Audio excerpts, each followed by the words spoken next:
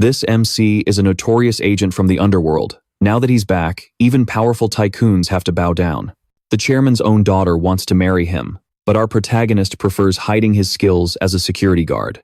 But the other guards look down on him, so Duan Tungu decided to teach them a lesson. Not only that, he completely humiliated their rival corporation. After that, all the girls started to notice him. All of them wanted to get on his good side. In front of a building, our MC grins in his guard uniform. Heh, fiancé, your man is officially on the clock. He then walks towards the building, cheerfully greeting everyone. Arriving at the security office, he says, "Security room. Ah, here it is." Walking in, he says sheepishly, "So sorry, I'm late." The other guards just shoot him deadly glares. Suddenly, someone speaks up. "Late on your very first day? You're Duan Tungu, right? Back from overseas?" He rubs his head and says, Yeah, I just got back and was in a rush. My bad, seriously." Our protagonist's name is Kwon Tungu. He then pulls out a pack of cigarettes and says, "Hey boss, hope you'll look out for me." The guard scoffs at the sight. "Zhonghua brand?" He then slaps the pack from his hand to the floor, saying, "We can't handle such high-class smokes." The others start gossiping. One says, "A sea turtle? Why the hell come back just to be a security guard?" Another chimes in, "Your grand presence really brightens up our humble shack." They all burst out laughing, and his face instantly darkens. The guard from before thinks to himself, "This punk is bad news." The director specifically said to teach the new guy a lesson. Yeah, this should be enough. Then, Duan Tungu smirks, steps forward, and snatches the hat right off that guard's head. Suddenly, a voice calls out, "Section Chief Lee." A beautiful woman enters, asking, "Has the new bodyguard the chairman assigned to me arrived yet?" That guard quickly answers, He's here. He has arrived." When Duan Tungu turns and sees her, he thinks, "What the hell is she doing here?" Everyone greets her as Director Song. One man steps forward and says, "Director Song, he's the new bodyguard. His name is Kwon Tungu." He thinks to himself, "Don't tell me I'm getting fired on day one." Seeing him, the girl asks suspiciously, "It's you?" Flashback to one day earlier, on the plane. As Duan Tungu walked past her, he blushed at the sight of her massive chest. He thought, "Whoa, talk about some serious waves." He then sat in his seat, but a sudden thought hit him. Wait a minute. He looked back at her chest and spotted a new, high-tech, American-made stealth tracker. He wondered, who is this beauty? Noticing his stare, she angrily covers her chest and yells, "Pervert."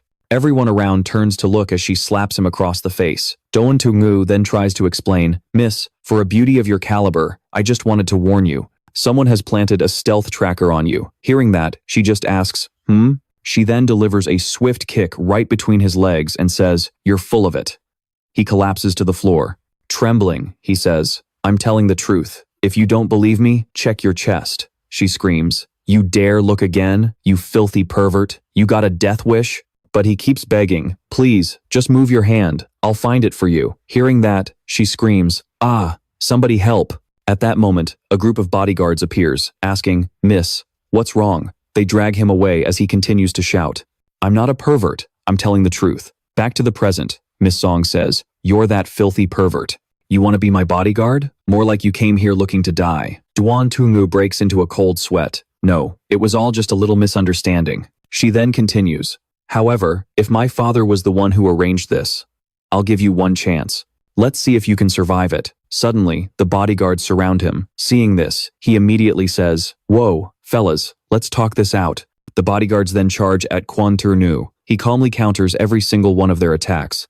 A moment later, after taking them all down, he turns and asks, "So, Miss Song, are my skills impressive enough for you?" Seeing her men defeated, she's speechless with rage. He leans in close and says, "From now on, I will protect you, my dear fiancé." Hearing that, she snaps back. "Huh? What fiancé?" Then she screams, "Filthy pervert," and punches him right in the face. Everyone around cheers her on, giving her a perfect score. Cut to the control room. Section Chief Lee approaches and says, "Brother Kwon, I was blind for not recognizing true greatness. Please forgive me. Let me treat you to dinner tonight. You absolutely have to come." Duan Tungu replies, "It's nothing. Don't worry about it.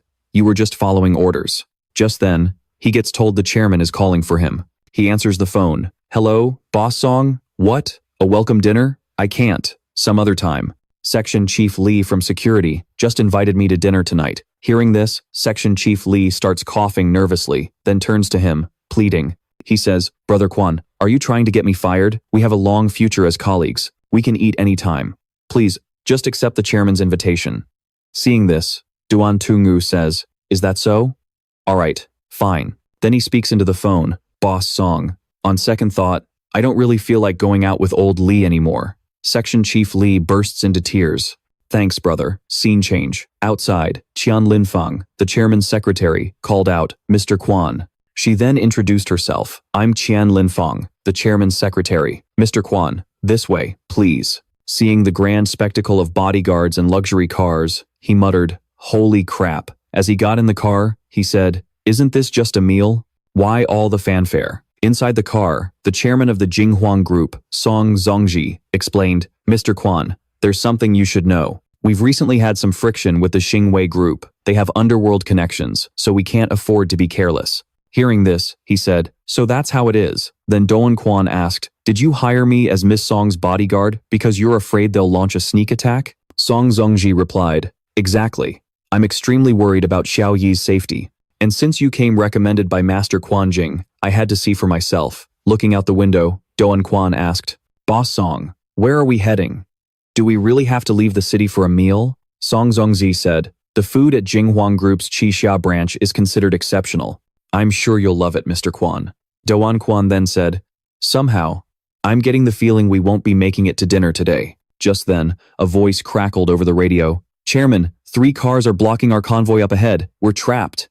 Chairman, we've got cars on our tail. I can't see how many.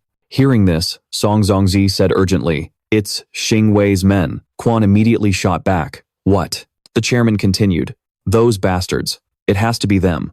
We don't have any other enemies. Duan Quan smirked. Boss Song, you don't mind if I step out, do you? He then climbed into the driver's seat, telling Qian Linfeng, move, I'm driving. With a look of terror, she said, right. He then got on the radio. What are you all waiting for? Cars 1 and 2, punch it. Find a way to break through the encirclement. Cars 3, 4, and 5, fall back and form a blockade. Don't let them catch up. Then he gave the order. Listen up, everyone. I know you're all armed. If they dare make a move, you fire back immediately. Qian Linfeng, panicking beside him, said, do we need to be so aggressive? We're not assassins. Before you get us all killed. Hearing this, he shot back. Aggressive? If we wait for them to act first, it'll be too late. The car had to slam on the brakes as more vehicles blocked their path. He saw a man leaning out of the car ahead, brandishing a gun. He cursed, son of a bitch. The man unleashed a hail of bullets on their car. As Doan Quan swerved, he yelled, damn it, those are Harleys. American-made. These guys aren't local thugs. They're foreign mercenaries. Just then, a biker flew into the air, creating a distraction. Quan seized the opportunity, firing back at them before speeding away. A whole pack of bikers gave chase. The brown-haired man received a report. Boss, we've lost them. I don't know where they found a bodyguard this savage. Bullets continued to slam into the car, making Song Zongzi scream, ah. Dong Quan swerved sharply into the forest.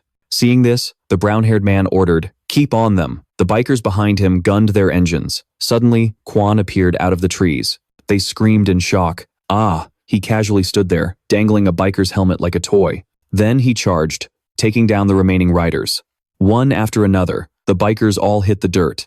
At that moment, Song Zongji, Qian Linfeng, and another guard emerged, saying, incredible skills. Duan Quan immediately boasted, piece of cake.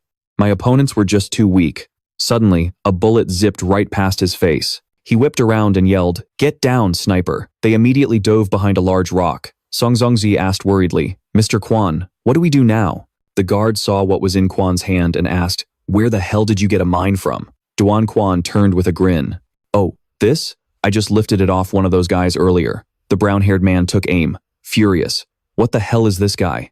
Just what kind of skills does he have? Duan Quan sprinted, zigzagging under his scope. Seeing him moving erratically, the sniper growled in frustration. Will you stop jumping around? Then he thought. He stopped. Now's my chance. At that moment, Quan was perfectly in his crosshairs. Seeing Quan's gesture, he thought to himself, wait, when did he get that close? What is he pointing at? Looking up, he saw a mine falling from the sky right before it exploded.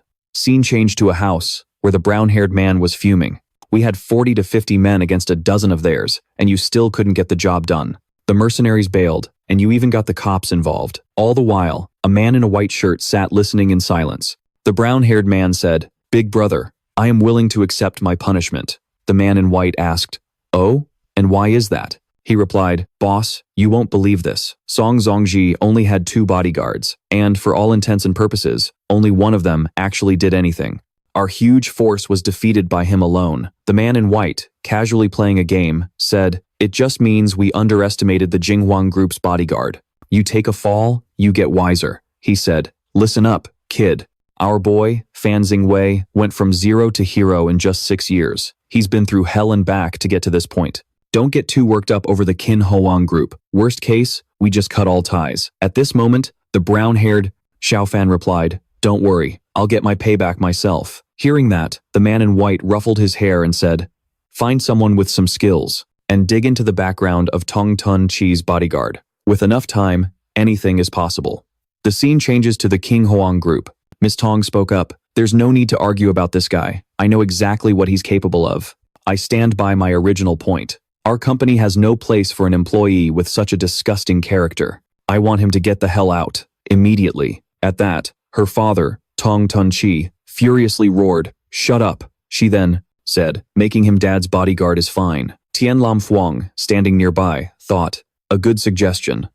Then, Tong Tun Chi said, "That young man, Don Tungu, truly has extraordinary skills. I'm not lying to you. He has another identity. He is your fiancé, the one arranged for you since childhood." Hearing this, both she and Tian Lam Fuang gasped, "What?" Flashback. Tong Tun Chi told him, "This engagement was arranged by your grandfather and Master Doan.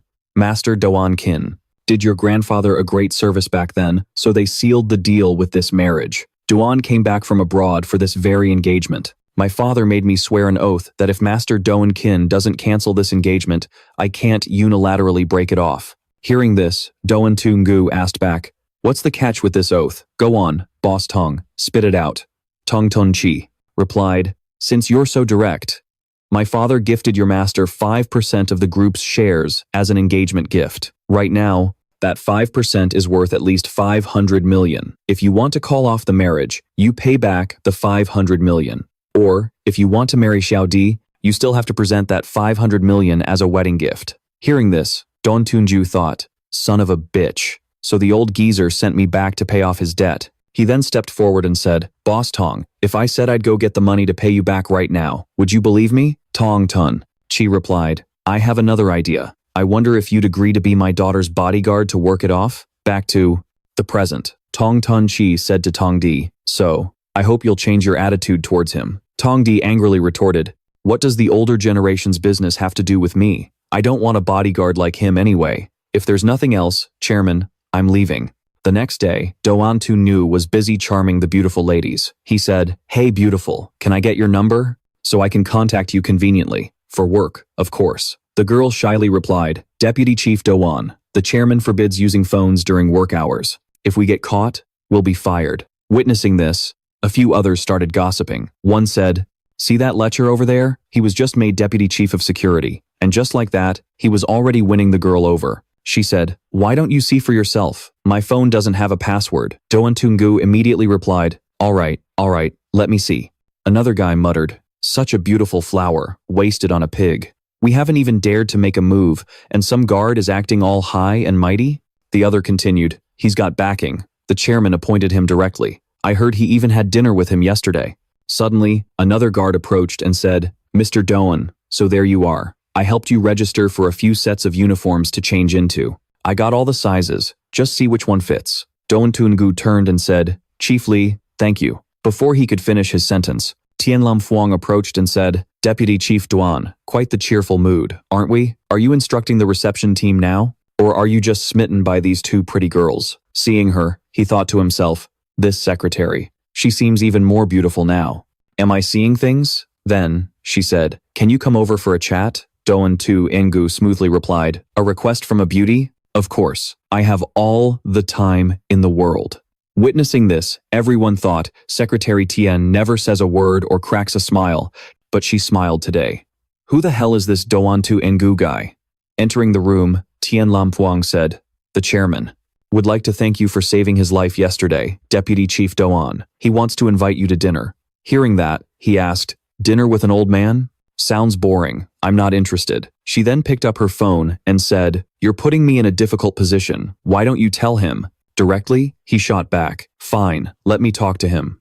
Just then, Tianlam Fuang slipped and fell right into his arms. He immediately caught her and said, "Careful now, your heels are a bit high." Her heart began to race. Through the phone, Tong Ton Chi said, "Ah, Mr. Doan, about dinner, I'd like to bring Xiao Di to apologize and clear the air between you two." Hearing that, he thought, "So Tong Di is coming too." He then replied, "Boss Tong, anywhere is fine with me." He cheerfully said, "Great, it's settled then. The secretary will pick you up tonight." Hearing that, Tian Lam Fuang said, "Deputy Chief Doan, I must go inform the director about your appointment tonight. Could you let me pass?"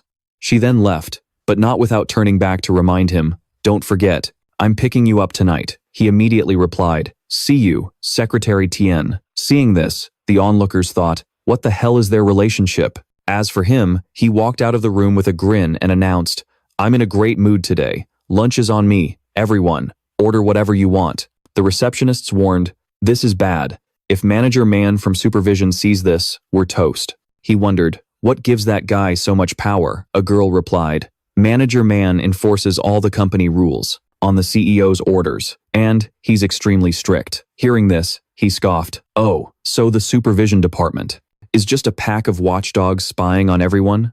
Suddenly, a bald man walked by, and the girls tensed up. The man snapped, "Who the hell are you? How dare you slander the Kin Hoang group?" One of the girls trembled. "Manager Man, this is the new deputy head of security, Doan Tu Nugu." He sneered, "First I'm hearing the lowly security department even has a deputy head." Then, he pointed at them and ordered, "I don't care who you are. Get a written report on my desk before you clock out. I'll deal with your rule breaking then. As for you two, apologize sincerely and you're docked half a month's pay. Any attitude, and you're fired." The two secretaries trembled, but our guy just said, "Yeah, I'm not a fan of your tone." Cut to Songdi's office. Her phone rang. She answered, "What is it?" The voice on the other end panicked, "It's bad. CEO Song. Manager Man's been beaten up." Cut to the security room. Songdi stormed in, saying, "I heard that the security team had a conflict with Manager Man." Seeing what he was doing, she froze. "What are you doing?" Then she screamed, "You damn pervert. How dare you touch my people?" Doan Tuno just looked at her, confused. Songdi threw a punch right at his face, but he dodged it easily. He caught her hand and said, "You smell nice." Then he asked, "Does the CEO always attack people without getting the facts straight?" She immediately screamed, "Let go of me, you damn creep." Manager Man is unconscious in the security room, and his head is shaved clean. "How do you explain this?" He replied cheerfully. He threw the first punch. Knocking him out was just self-defense. A bystander thought to himself, "He only went ballistic because you called him Baldy." Don Tungu continued, "I was diligently leading my men to inspect the company's surveillance equipment. Manager Mon showed up and started causing trouble for no reason. Just then, Manager Mon woke up. He roared in fury, "Don, it's you or me. Give me back my hair." CEO Song, "Don't listen to that bastard. He's twisting the truth." Song D cut him off. "That's enough. This isn't the place for your tantrums. The camera footage clearly shows you started it, Manager Man. I was wrong about you." Enraged, he yelled, "That bastard Doan set me up. The security team's camera inspection was just a cover." Hearing that, she sneered, "If every employee in this company learned to put on a show like the security team, Kin Hoang's future would be incredibly bright." Manager Mon, "What are you still doing here? How could Kin Hoang possibly keep a valuable talent like you? Go find somewhere better." Hearing this, he snarled, "Song, you all conspired against me. You think you can mess with me?" At that moment, a security guard behind him chopped his neck, knocking him out cold. Songdi just sighed at the scene. Then, Don Tungu said, "Like I told you, self-defense. I only checked the cameras to make sure no one had been playing dirty tricks to frame us." Just then, Songdi left. As she walked, she thought, could it be? Because of yesterday, he's become more cautious? I never thought this lecher could be so calculating. Suddenly, her phone rang. The voice on the other end chirped, "Oh, my dear. Miss Song, you finally picked up," she replied coldly. "Spit it out." The friend said, "Are you free today? Come, have dinner with me. I'm bored to death." Entering a private room, Songdi sat and sighed. The owner of Fei Kui Tiantang personally invites me. How could I refuse? But Mujian, I'm warning you, if you stand me up again, you'll pay. I wouldn't dare, Miss Song. I'll come pick you up soon. Cut to Song Zongzi's car. Song Zongzi said, my apologies, Mr. Doan. Little D had something come up. She insisted I treat you to a good meal. How about we go to Fei Kui Tiantang? It's the most famous place in Nancheng City. Duan Tungu replied dismissively, no need. Anywhere is fine. There's a street food stall up ahead. Let's just eat there, he thought. Are you kidding me? A fancy place like that is for beauties like Secretary Qian or Song Di. Why would I waste it on this old geezer? Cut to Song Di's car. Mujian asked, weren't you taking me to dinner? Why are we tailing your dad's car? Song Di replied casually, I'm just curious about that Doen Tu Ngu guy. Mujian then teased, so if I hadn't called, you weren't going to tell me about you two? Then, she said excitedly, I want to see what kind of man is worthy of being the great Miss Song's bodyguard. At that, Song Dai was speechless. They watched as Doan Tu Nu and her father sat down at a street food stall. Song Di fumed, that brat is doing this on purpose. Meanwhile, Doan Tu Ngu cheerfully offered a skewer and a beer. Eat up, Chairman Song, don't be shy. Song Zongji replied awkwardly, it's delicious. From a distance, a man was watching them. He reported, Boss La, I've found Song Zongji. He's with some ordinary-looking punk. This is our chance. Fuang said, Chairman, we're dressed like this, and you brought us to a roadside stall? Are you trying to put us in our place, Duan Tu Ngu?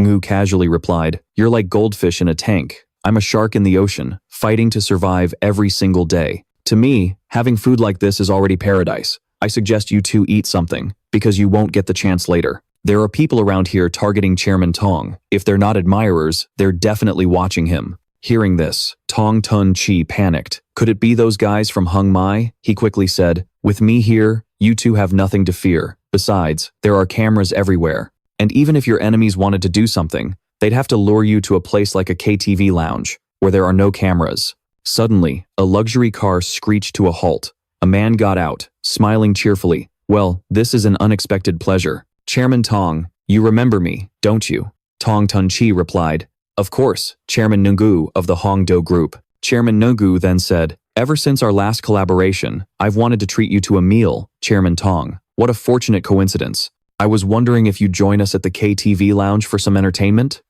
Hearing this, Tong Tun Chi's face filled with dread. He then said, my apologies, Chairman Gu, I have plans with Mr. Duan tonight. Perhaps we can meet next time? Duan Tungu cut in. It's just karaoke at the KTV lounge. Let's go. Chairman Tong can't eat this stuff anyway. I'll head over after I finish eating. Just leave the car for me. Tian Lam Fuang and Chairman Tong stood there in shock as he snapped. You. In his mind, he thought, this damn kid is using me as bait. In the car, Mook Chien asked nervously, what's going on? Where are those people taking your father? And why is that Duan Tu Ngu guy still just sitting there eating? Tong Di replied, let's follow them and see. Cut to room 18, where a voice rang out, Chairman Tong, you've arrived. Seeing the man, Tong Tun Chi said, La Tiu Pham. Then, La Tiu Pham said, Chairman Gu, you did well. The old debt between us is now wiped clean. Go wait in another room. He then said, I have important business to discuss with Chairman Tong. Seeing the situation, Tian Lam Fuang immediately pulled out her phone to text, Duan Tu Ngu, the chairman is in danger, come quickly. La Tiu Pham saw this and instantly spun around, grabbing her by the throat. She cried out, ah! The phone fell from her hand as he snarled, who are you texting? Was it that bodyguard who laid hands on me last time? Tian Lam Fuang thought to herself, Duan Tu Ngu, please save me. Seeing this, Tong Tun Chi roared, you bastard, don't you dare touch a woman, what the hell do you want? La Tiu Pham replied, Chairman Tong, I want you to hand over 40% of Qin Hoang's shares to me and compensate the Hung Mai Group with 1 billion. Do that, and you two will walk out of here unharmed. At this, Tong Tun Chi said, that's not possible. I've already transferred my shares to my daughter. She's the chairwoman of Qin Hoang Group now. I only own 1%. You've got the wrong guy. Hearing this, La Tiu Pham cursed, son of a bitch. Suddenly, one of his lackeys announced, Boss, I caught these two snooping around outside. They dragged Tong Di and Mook Chien inside. Seeing them, La Tiu Pham sneered, what a coincidence. The two great beauties of Namthan City visiting at the same time. I'm truly honored. Tong Di shot back, shameless. Is this all Hung Mai is capable of? Instead of competing fairly, you resort to these dirty, backhanded tricks? Mook Chi Yen added, La Tio Fam, other people might fear you, but I sure as hell don't. He then walked over, grabbing Mook Chi Yen by the chin, and said, Mook Chi Yen, I know all about your background. But even a mighty dragon can't crush a local snake. There are some people you just can't afford to mess with. Tong Di, seeing this, anxiously said, Get your filthy hands off her. I already called the police before coming here. They'll arrive in half an hour. Hearing this, La Tio Fam turned to her and smirked. All right, Miss Tong. Let's wait together and see if the police actually show up. Everyone says Qin Hoang Group is famous because the Tong family has such a beautiful daughter. I've made up my mind. I don't just want Qin Hoang's shares and money. I also want Tong Di to be my woman. Tong Di, with tears in her eyes, said, If you dare touch me, I'll make you pay 100 times over. Just then, Duan Tunge appeared, saying, So everyone's here? Took me a while to find this place. Seeing him, La Tio Fam said, It's you. He then ordered his subordinate, Sat Li, take care of him, now. Sat Li stammered, You, why are you here? All of them were terrified, thinking, Damn it, why did we run into the mercenary king here?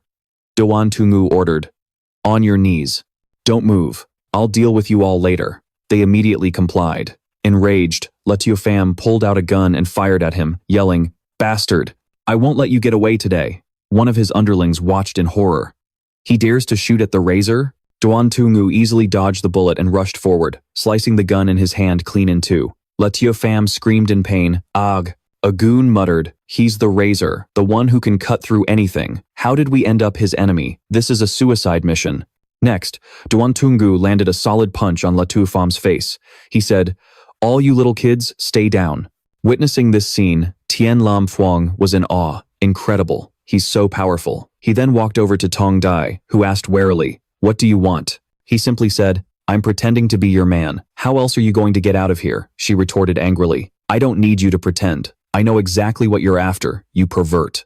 You really have a way to reduce the swelling? He replied, You'll know once we try. He then tested it on Tian Lam Fuang, and what do you know? It actually worked. Tong Di let out an annoyed huff. Then, Doan Tunu said, The cops are coming. I gotta bounce. I'll be borrowing this guy for a bit. Same rules as always. Whatever happens next has nothing to do with me. Got it? The henchman quickly replied, Got it. I get it. I'll cooperate. I swear. Later that night in a forest, Doan Tungu was giving some guy first aid. After he was done, he warned him, Go back and tell your mercenary crew, I'm in Hoaha now. This is my turf. Anyone who wants to stir up trouble better watch their damn head. The man hurriedly replied, Thank you for sparing my life, boss. The next morning, at the corporation's headquarters, yawning, Doan Tungu asked, Chairman Tong, why'd you call me in so early? Tong Tun Chi replied, Mr. Doan, have a smoke. I've seen what you're capable of, and I've already told Xiao Di. I'll need your help in a bit, Mr. Duan. We're going to convince her to let you be her bodyguard. He lazily leaned back and said, That's a tough sell. Miss Tong already has it out for me. Even if I play along, it'll be useless. Suddenly, a knock came from the door. Tong Di walked in with an irritated look and asked, Chairman Tong, what is it? I have a meeting soon, so make it quick.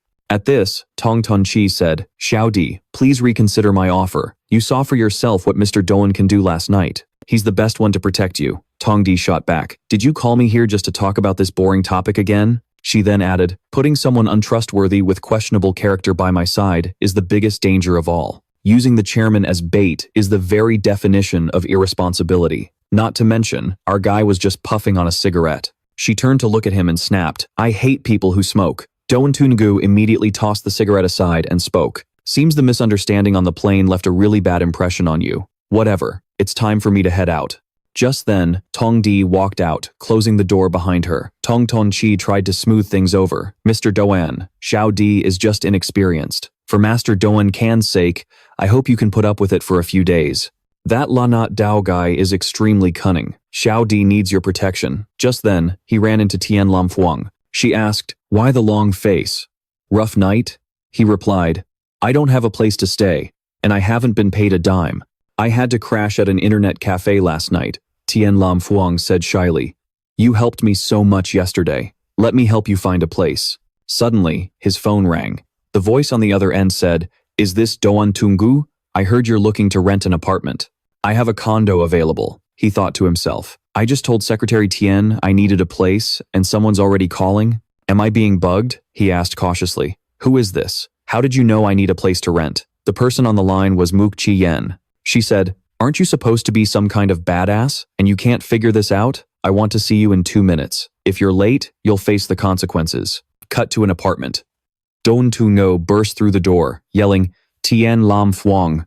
Inside were Mook Chi Yen and Tian Lam Phuong. Mook Chi Yen asked slyly, "Duan Tu-ngo, that was fast. Worried about my dear Phuong Phuong?" Tian Lam Phuong immediately cut in. "Xiao Yen, don't talk nonsense." Meanwhile, he had a knife concealed in his hand. Duan Tu-ngo asked, "Little sis, didn't we meet yesterday? Are you here to thank me or something?" Mook Chi Yen replied, "If you hadn't saved me, and if Phuong Phuong hadn't vouched for you, there's no way in hell I'd let you rent such a nice place. Here are the keys, take 'em." Hearing this, he said, "So, little sis is gifting me a room? In that case, it'd be rude to refuse. But I should warn you, I have no money to pay for it." Suddenly, Tian Lam Phuong handed him a black card. "Per the chairman's orders, your card is ready. Your monthly spending limit is 2 million. Mook Chi Yen slung an arm around him and said, "Duan Tu-ngo, you're rich now. You have to treat me and Phuong Phuong to a meal. As for where to eat, why settle for less than the best? Let's go to the Jade Paradise." He blushed and said with a smile, "My treat, of course, my treat." Cut to the scene inside a car. Duan Tu-ngo said cheerfully, "A nice car and beautiful women. This is every man's dream. And right now, I have them both." Tian Lam Phuong, who was driving, said, "But a lot of people don't really like me." He replied, "That's only because you're too picky. If you ever set your sights on me, I'd become your boy toy in a heartbeat. I mean, am I not the most handsome man in Kin Hoang?" Tian Lam Phuong replied, "Oh yeah? If the most handsome man wants me to be his sugar mama, I have no problem with that. Come to my place. I'll take good care of you." Hearing this, Mook Chi Yen chimed in, "Isn't this fun? I can't believe I just played matchmaker so easily. Tonight, I'll set up a beautiful, romantic suite for you two. Ah, and if you try to run away, you're a total chicken." He immediately coughed and said, "Little sis, this joke has gone a little too far." Cut to the restaurant. As they walked in, Duan Tu-ngo remarked, "Looks like her identity isn't so simple." Tian Lam Phuong quickly explained, "The Mook Corporation is a massive conglomerate, several times larger than Kin Hoang. The 5-star Jade Paradise Hotel is just something the Muck family gave Xiao Yen to run for fun." An employee then approached and whispered something to Mook Chi Yen. Hearing Tian Lam Phuong's praise, Mook Chi Yen quickly clarified, "Don't listen to her exaggerate. I've never relied on my family for anything." She then said something under her breath before adding, "You two came at a bad time." Tian Lam Phuong asked, "What's wrong?" She replied, "Lanat Dao is on his way. Apparently, he's invited some big shot, so I have to go greet them." Nearby, Duan Tu-ngo wondered who this Lanat Dao guy was, since everyone seemed so afraid of him. Tian Lam Phuong immediately explained that he's the chairman of Hung Mai Group, a mysterious man with a lot of dirty tricks. La Tu Pham is his younger brother, but he's not even in the same league. Just then, Tong Di walked in with a man. Mook Chi Yen greeted them cheerfully. "It's been a while. Having Chairman Law at our Jade Paradise is such an honor. So, Director Tong was the one you invited?" After that, she leaned in and whispered to Tong Di, "Tonight's getting interesting, with all of us gathered here. Lanyat Dao has had his eyes on Tian Lam Phuong for a long time. Your little bodyguard is in deep shit now." Seeing her, Duan Tu-ngo thought, "She's usually so cold to me, but now she's all dressed up like this." He then spoke up, "Is this a business meeting? Why not have it at the office?" But Lanyat Dao approached Tian Lam Phuong and asked, "Tu Phuong, you're here too? For business?" Tian Lam Phuong replied shyly, Yes. Duan Tu-ngo cut in. "Trying to have your cake and eat it too? Phuong Phuong is just having dinner with me, nothing important. What's more important is why are you with Tong Di?" At that moment, Tong Di said, "Mr. La, let's get down to business first. As for this man, he's the deputy head of security at Kin Hoang." Hearing that, Lanat Dao smirked, "So you're the one who put my brother behind bars? Since we're all acquainted, why don't we have dinner together?" Then Tong Di said, "No way. I won't sit at the same table as a scumbag. Chairman La, maybe some other time." In his mind, Duan Tu-ngo fumed. "She's my fiancée, out for dinner with another man, and dressed to kill like that? What the hell?" The scene shifts to Tong Di and Lanyat Dao's table. Tong Di said, "Mr. La, if you want to settle the score between our families, just say it. Lingering here will just disturb the other couples." Hearing this, Lanyat Dao chuckled. It was Kin Hoang that was throwing its weight around. "We already made an offer, but your side refused." Tong Di shot back, "Kin Hoang isn't afraid of your cheap tricks. Why? Should I agree to your terms? He then said, fine, then. Let me put it another way. As long as Miss Tong agrees, we can settle this immediately. It's very simple. He then pulled out a voice recorder. I'm proposing to you. All you have to do is agree, and we'll turn from enemies into family. From afar, Doan Toongu heard this and thought, what? The recorder started playing. Tong Tun Chi's voice. He said, although what you're saying is a bit absurd, it's not entirely unreasonable. It's better to resolve grudges than to create them. I can promise you a chance, but you must pursue my daughter honorably. Whether 2D agrees or not, the feud between our families ends here. No one brings it up again. Hearing this, Doan Toongu seethed. He thought, Tong Tun Chi, no one has ever dared to play me like you. Lanat Dao then said, Miss Tong, what do you think? If you agree, my idiot brother and the company issues will all be forgotten. A sister-in-law has every right to discipline her brother-in-law, after all. Overhearing this, Doan Toongu shot up in anger. Tianlam Fuang immediately pulled him back down. What are you doing? He snapped back. I'm not doing anything. Just booking a flight back to the States. Since when did I, Doan Toongu, let someone cheat on me so openly? Hearing that, Tianlam Fuang said, aren't you having fun on our date? He asked, confused. A date? She replied, and you want to go back to America? Didn't you want to be a kept man? Of course this is a date. Just then, he thought to himself, oh right, I'm on a date with someone else, too. What right do I have to blame Tongdi? Across the room, Tongdi said, I can give you a chance, as my father wished, but you only have 3 months. Lanyat Dao asked, so you're saying yes? Tongdi replied, from today on, you will not harm my father. If you do, I'll be the one sending you to prison. She then stood up. Seeing this, he asked, 2D, you're leaving? Let me take you home. She replied, no need. Then, glancing at Tianlam Fuang, she said, isn't Chairman La also pursuing Secretary Tian? You should take her home instead. After that, Tianlam Fuang quickly explained, Director, you've misunderstood. I'm always avoiding him. Lanyat Dao added, you heard her. There's nothing between us. Then, Tongdi said, Chairman La, go home by yourself. I'll be staying at Jade Paradise tonight. The scene shifts to a car, where Lanat Dao thought, no need to push Tongdi too hard. I'll take it slow. He then asked his subordinate, how's Tu Fam's situation being handled? When is Tu Lam coming back? The man replied, it's unlikely. Young Master Pham will get out of the station easily. Miss Tu Lam said, she's coming back soon and will also intervene in his case, so you can rest assured. The scene shifts to a room in Jade Paradise. Mook Chi Yen sighed. Who would have thought that, out of the 3 of us, Fuang Fuang would be the one who can't stand being lonely? She wondered if anything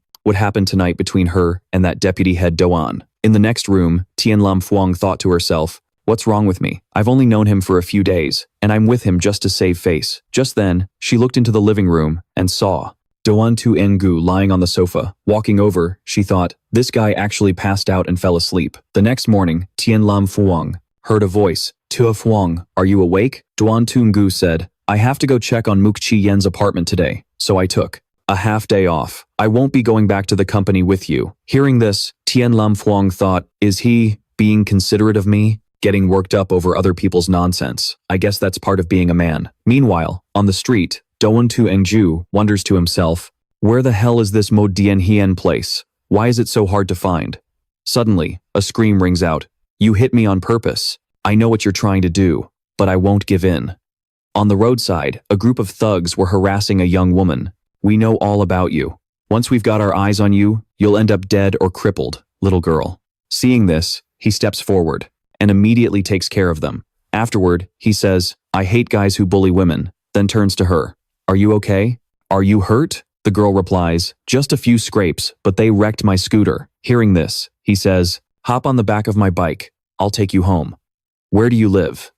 The girl immediately thanks him and says, I live at Mo Dien Hien. He beams, you live at Mo Dien Hien too? Awesome, I finally found it. From a distance, 2 men are watching him. One asks, is that him? The other replies, not sure, but it's likely him. They think to themselves, the mercenary, Jiao Kao, the razor. The girl introduces herself as Lu Van Din, a freshman at Nam Thon University. Her father died young, so she lives with her mother. Lu Van says cheerfully, it's a good thing. I met a kind landlord like Miss Mook. She only charges my family 300 a month for rent. Hearing this, he thinks, damn, that Mook Chi Yen is charging me 30,000. Later, they stand before a house, which she says is Mo Dian Hien. Entering, he warns her, watch your step. Suddenly, a fist flies past his face, followed by a kick from below, aimed right for the family jewels. Duan Tungu blocks it effortlessly. A woman storms out, shouting, you pervert, let go, or I'm calling the cops. Don Tungu quickly explains, it's a misunderstanding. I'm the new tenant. Liu Van also explains, Sister Han, it's a misunderstanding. Mr. Doan really is the new tenant. He thinks to himself, this feeling isn't half bad. Cut to an office. A man walks in and announces, Northern Region Supervisor, Fo Dong Vien, reporting to the special envoy from the capital. Then, another man enters. Greetings, Chief. Captain of the National and International Special Mobile Units, Mook Tuang Hui, reporting for duty. The two men salute. The chief then asks, the men in these two photos look very different. Take a look. Are they the same person? He then presents another photo, saying, this is from 5 years ago, on the North African battlefield. It cost me a lot to get this. Looking at it, Mook Tuang Hui recognizes him instantly. The chief continues, back then, the Razor was provoked and single-handedly wiped out an enemy mercenary squad. But his power isn't just his strength. What's more terrifying are his mind and his network. You must never confront him directly. If someone by his side owes the Razor a favor, they might suddenly turn on you. This is why governments around the world take him so seriously. No country wants to make an enemy of the Razor. The man in both photos is the same person. He now goes by Duan Tungu, deputy head of security at the Kin Hong Group. Hearing this, Mook Tuang Hui asks, Chief, you brought me back to investigate why this legend is hiding out at the Kin Hoang Group and to determine if he poses a threat, correct? The chief replies, smart kid. Also, he has a connection with Mook Chi Yen, and it seems to be a good one. She's even renting a place to him. He then thinks to himself, that girl. Cut to Mook Chi Yen's house, where the girl named Han is on the phone with Mook Chi Yen. After the call, Liu Van asks, what did Miss Mook say? The girl, Han, replies, sister, Yen said she arranged it. At this, Liu Van chirps, let's go inside then. Suddenly, she calls out, Sister Van, what are you doing? Here, a girl rushes over anxiously, asking, Van Din, are you hurt? Seeing her, Don Tuningu thinks, another beauty. Han introduces her. This is Sister Van, another tenant. She runs the clinic next door. The girl named Van shyly says, hello. He eagerly greets her back, thinking, living with 3 beauties like this from now on. Just the thought is getting me fired up. Suddenly, his phone buzzes. Don Tungu answers cheerfully, Manager Lee, didn't I take the day off? Whatever it is, can't it wait? On the other end, Manager Lee sounds frantic. Mr. Doan, get back here. Lanat Dao is blocking the entrance. He's putting on some aggressive show to pursue CEO Tong, and he's threatening to storm the building if she doesn't come out. Hearing this, he swears, son of a bitch. He dares? Cut to the Kin Hoang Group, where Lanat Dao is shouting through a megaphone, Miss Tong, please go on a date with me. You promised you wouldn't avoid me. Watching from a window, Tian Lamfuang says excitedly, Chairman, Deputy Head Don is back. At that moment, Don Tungu thinks, trying to flex your money here? My fortune is so insane it'd make your ancestors weep. He then points at Lanat Dao and asks, do you have an appointment? If not, get the hell out. Lanat Dao retorts, Doan Tungu, I haven't even settled the score with you for my brother yet. How dare you show your face to me? If you're looking to die, then I'll stop being polite. He then gets on the phone. Mr. Tong, I'll give you 100. Fire Don Tungu for me. On the other end, Tong Tun Chi replies, Young Master Law, I agreed to let you pursue my daughter, but forgive me, I cannot accept this condition. He thinks to himself, only 100 million to fire Mr. Doan? As if he didn't even get to hear the $100 million offer. Lanat Dao thought, this Doan Tungu punk has guts. He then ordered his bodyguards, get him. The guards immediately charged, only to get knocked on the head one by one with a baton. Lanat Dao was still screaming, get him, beat him to death. Doan Tungu just sighed, and suddenly, Lanat Dao's entire crew was forced to their knees. He cheerfully swung his baton and said, what's next? I haven't even warmed up yet. Furious, his rival could only spit out his name. Doan Tungu, Suddenly, his phone rang. It was Miss Tong on the line. Tong Du said, "Mr. La, you're drunk and your men are causing a scene in front of King Hoang Group. I'm extremely disappointed. If you're going to act this disgracefully, I will never be interested in you. For now, please leave." He looked up toward her office and declared, "I won't give up, Miss Tong. We have a 3-month deadline. I'll make sure everyone knows you're mine." With that, he stormed off in a rage. The crowd erupted in cheers. Deputy Chief Doan is a badass. He took down 10 guys all by himself. "Deputy Chief Doan, you're my hero. Doan Tungu, are you all right?" Just then, Lanyat Dao turned back and snarled, "Anyone who crosses me meets a bad end. You, Doan, just you wait. It's payback time." Our hero casually replied, "It's nothing. I'm fine." From her office, Tong Du sighed at the scene. Cut to Lanyat Dao's car, where his phone suddenly rang. The voice on the other end said, "You really don't keep your promises. Weren't you supposed to pick me up?" He was shocked. "Shaolin, you've already landed?" Shaolin replied, "Yeah, and I'm borrowing your Ferrari. It's just a toy. Don't be so cheap you won't even lend it to me." Then Lanyat Dao asked, "Tell me, what reason did Xiao Fan give for calling you back?" Shaolin shot back, "Big bro, are you losing your mind? How could you forget? He called me back to deal with some punk named Doan Tungu. He said I was here to get his revenge for him." Lanyat Dao then said, "Change of plans. You're going to help me become a shareholder of King Hoang Group and the sole heir, making me Tong Du's fiancé." Hearing this, Shaolin sneered, "Are you really so pathetic you have to rely on a woman now? I'm only here to deal with Doan Tu Nuo. Your other schemes don't concern me. I'll handle this my way, so stay out of it. You know how many people in the family are just waiting to see you become a laughingstock." He gritted his teeth and muttered, "They want to see me become a laughingstock? In their dreams. I don't need to rely on anyone. I can achieve my ambitions on my own. Just you wait." Cut to a luxurious villa, where Shaolin was just walking in. She said to Mu Ji-yan, "Well, hello, baby doll. It's been a few years, and those legs have gotten even more tempting. How about you and I have some fun at a hotel?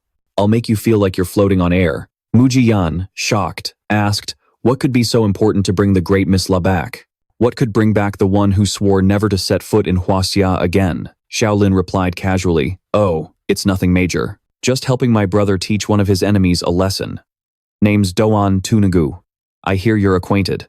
Mu Ji-yan was stunned, then shot to her feet. "You're hypnotizing me," she yelled. "La Shaolin, you've gone too far. I won't tell you a damn thing about him. Get out." Then, she made a call. "Xiao Du, La Shaolin is back." When the overseas La family sends one of their daughters to handle things, it means they're dead serious. When we were abroad, she was always the one putting us down. I suspect she isn't back, just for Lanyat Dao's revenge. I think she's targeting you. Isn't destroying everything you've worked for her favorite pastime? Tong Du replied calmly, "I'm not the same Tong Du I was back then. Let her come." Cut to 6 p.m. As the workday ended, Doan Tungu gave his orders. "From now on, nobody gets into this company without an appointment. Everyone, carry your batons and tasers. If anyone tries to force their way in, give them a warm welcome. I'll take full responsibility." Hearing that, the guards all replied, "Yes, sir." Just then, a luxury car pulled up. Seeing who got out, one guard asked, "Why are you here again?"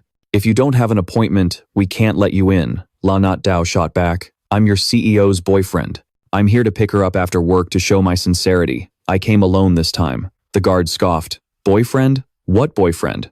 You're obviously just harassing our CEO and spreading rumors." Enraged, Lanyat Dao slapped the guard across the face. He snarled, "You clueless guards. I'm going in today. I dare you to try and stop me." The guard simply replied, "I can't lay a hand on you, but don't think for a second I won't touch your property. Boys, smash his car to pieces. Let's see if his mommy dares to come to King Hoang to complain now." The guards swarmed the car, smashing it to bits. Just then, Tong Du appeared. She ordered, "Stop it, all of you." Lanyat Dao asked, "Tong Du, are you enjoying this?" Tong Du replied, "This wasn't my doing. I'll investigate why the security team acted this way.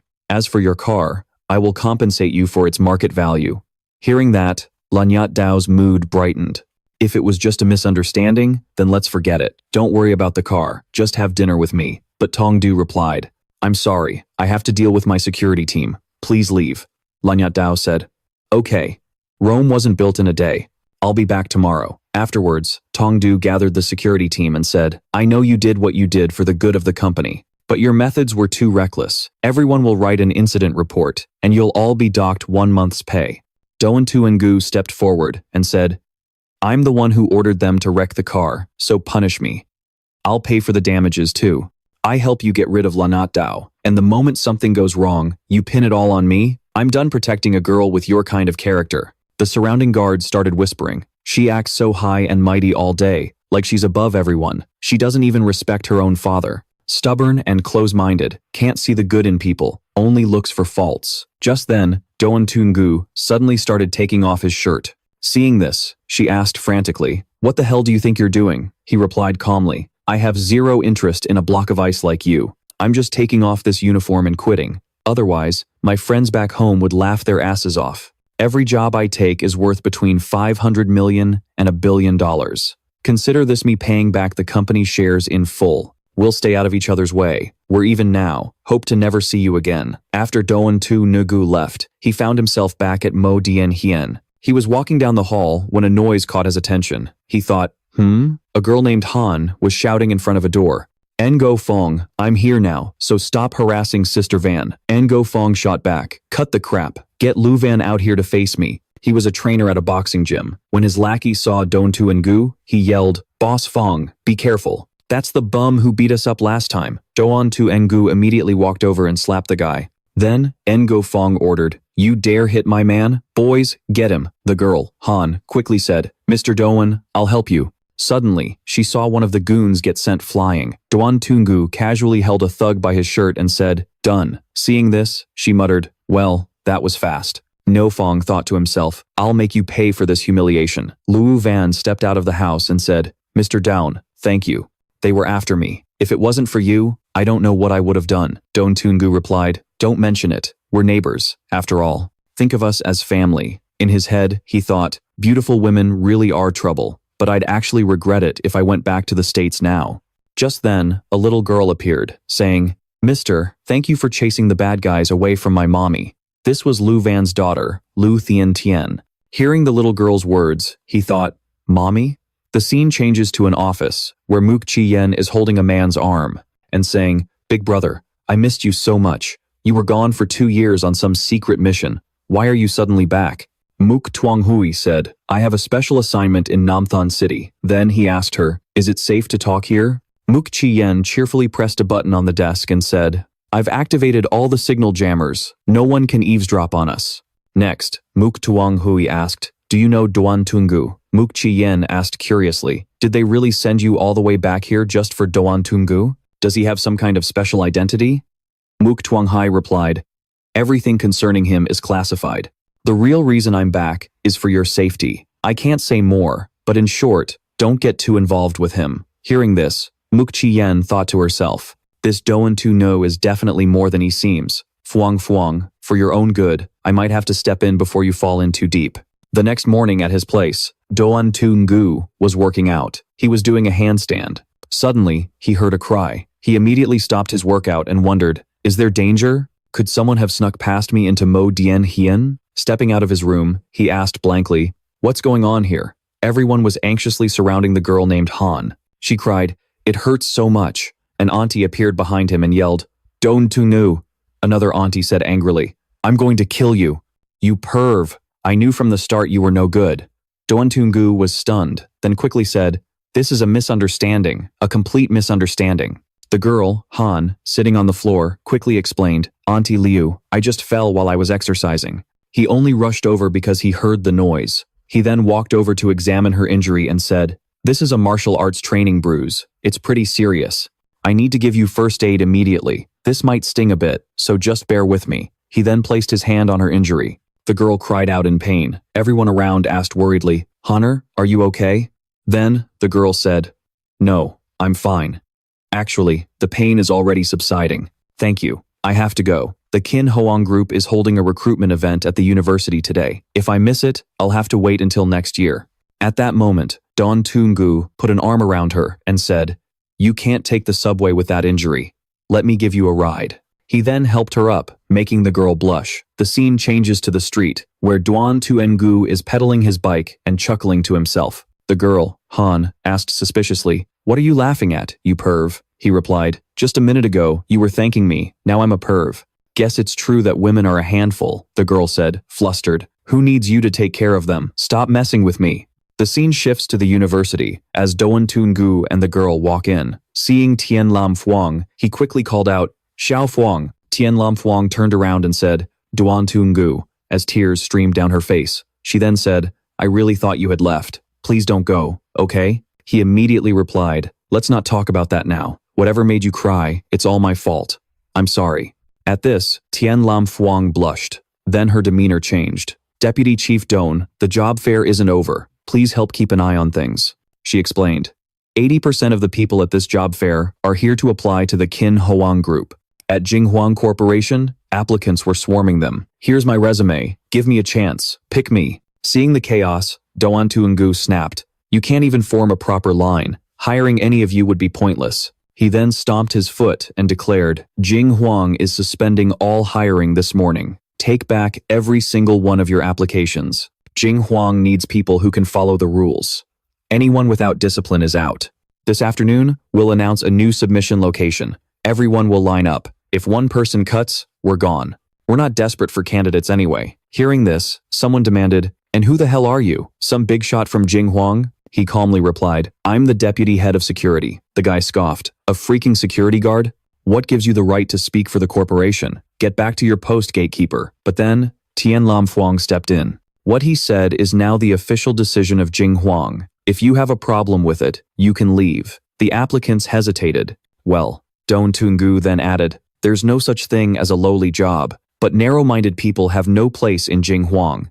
It's not your place to question my authority, but whether you get into Jinghuang, that's my call. A little later, Tian Lam Fuang asked, so, Deputy Doan, did you suspend hiring just to pull some strings for an old friend? He approached her. Fuang, don't be jealous. I recommended Han Ni because I genuinely respect her skills. Looking at the resume, Tian Lam Fuang said, Miss Han's application is impressive, 2 degrees, and she even interned during her time off. If Miss Han is interested, she can start as an intern at Jinghuang, with full-time benefits and pay. Hearing this, the girl, Han, replied cheerfully, thank you, I promise I'll work hard. Cut to another room. A portly man asked, I'm a bit curious. What brings the two of you here together? The table was covered in stacks of cash. A bald man pleaded, Mr. Quan, please help us get our revenge. Cut back to the house. Han excitedly grabbed Lu Van's hand. Van, I got the job. Lu Van was shocked. Really? That's amazing. She then linked arms with him, saying, it's all thanks to Doan Tu Nu this time. I'll personally cook lunch to thank our great hero. Doan Tu Nagu shot back. Don't bother. Your cooking is nowhere near as good as Auntie Lu's. Save your energy. I'm heading out. He left, leaving her fuming. But as he was walking down the street, a goon with a club suddenly lunged at him. Surprised that he dodged, the goon yelled, what? Doan Tu Nu then took him down with a single punch. The guy scrambled to his feet and ran. Ouch, he yelled. Just then, a whole crew appeared behind him. Ngo Fong shouted, hey Doan, this time I brought 2 masters to deal with you. That's right, a henchman chimed in. Don't even think about running. Seeing the crew, Doan Tungu just smirked. Oh, look at all these familiar faces, he said mockingly. Ngo Fong ordered, enough talk, get him. The men he brought were Lu Fat Quan, heir to the Shaolin subduing Tiger Fist, and Manhwa, heir to the Shaolin heart-questioning staff. Manhwa charged forward, staff in hand. Doan Tungu blocked it effortlessly with one hand. Then he sneered, did you learn this 7-mantra staff technique from a dog? You look like a circus performer. You're a disgrace to your ancestors. Let me teach you a lesson for your grandmaster. And just like that, he snatched the staff and turned it back against him. Then he turned to Lu Fat Quan. Subduing Tiger Fist. Lu Fat Quan charged in. Seeing his moves, Doan Tungu scoffed. You call that subduing Tiger Fist? Your ancestor, Monk Ironhead, would rise from his grave in shame. He effortlessly countered every one of Lu Fat Quan's attacks. Seeing this, Ngo Fong and his men couldn't believe their eyes. Didn't you say you'd take him down in 2 minutes? What the hell is this? Doan Tungu then glanced at a silver-haired man in the crowd. You here to fight me too? He asked. Why are you just standing there? The man quickly replied, no, I'm just here for the show. Please, be the bigger man, and spare me. In his head, Doan Tungu thought, a mercenary? Didn't expect to run into one here. Then, Duan Tungu said, so Nancheng City does have someone interesting. He then hurled the staff at the silver-haired man. The silver-haired man quickly dropped to the ground, begging, hey man, spare me. Seeing this, he walked closer. Not fighting back? Nice acting. But is living like such a coward any fun? Witnessing this, Manhwa wondered, who is this guy? An ordinary master. Couldn't have such deep knowledge of our techniques. Lu Fatquan added, unless he's from the martial world. Then, their imaginations ran wild. Manhwa mused, could he be the disciple of a major sect, out here training in the real world? Lu Fatquan added, he looks totally average, probably has a low income, and he's just a security guard, the lowest of the low. After their analysis, they both thought, it all fits perfectly, it has to be him. The two approached, bowing formally. We apologize for our offense, senior brother. Duan Tungu was stunned. Huh? What? Lu Fatquan bowed again. We didn't realize you were one of us. Please forgive our disrespect. From now on, senior brother Don, if you need anything, we are at your command. Seeing this, Duan Tungu thought to himself, well, look at this. A golden opportunity just fell right into my lap.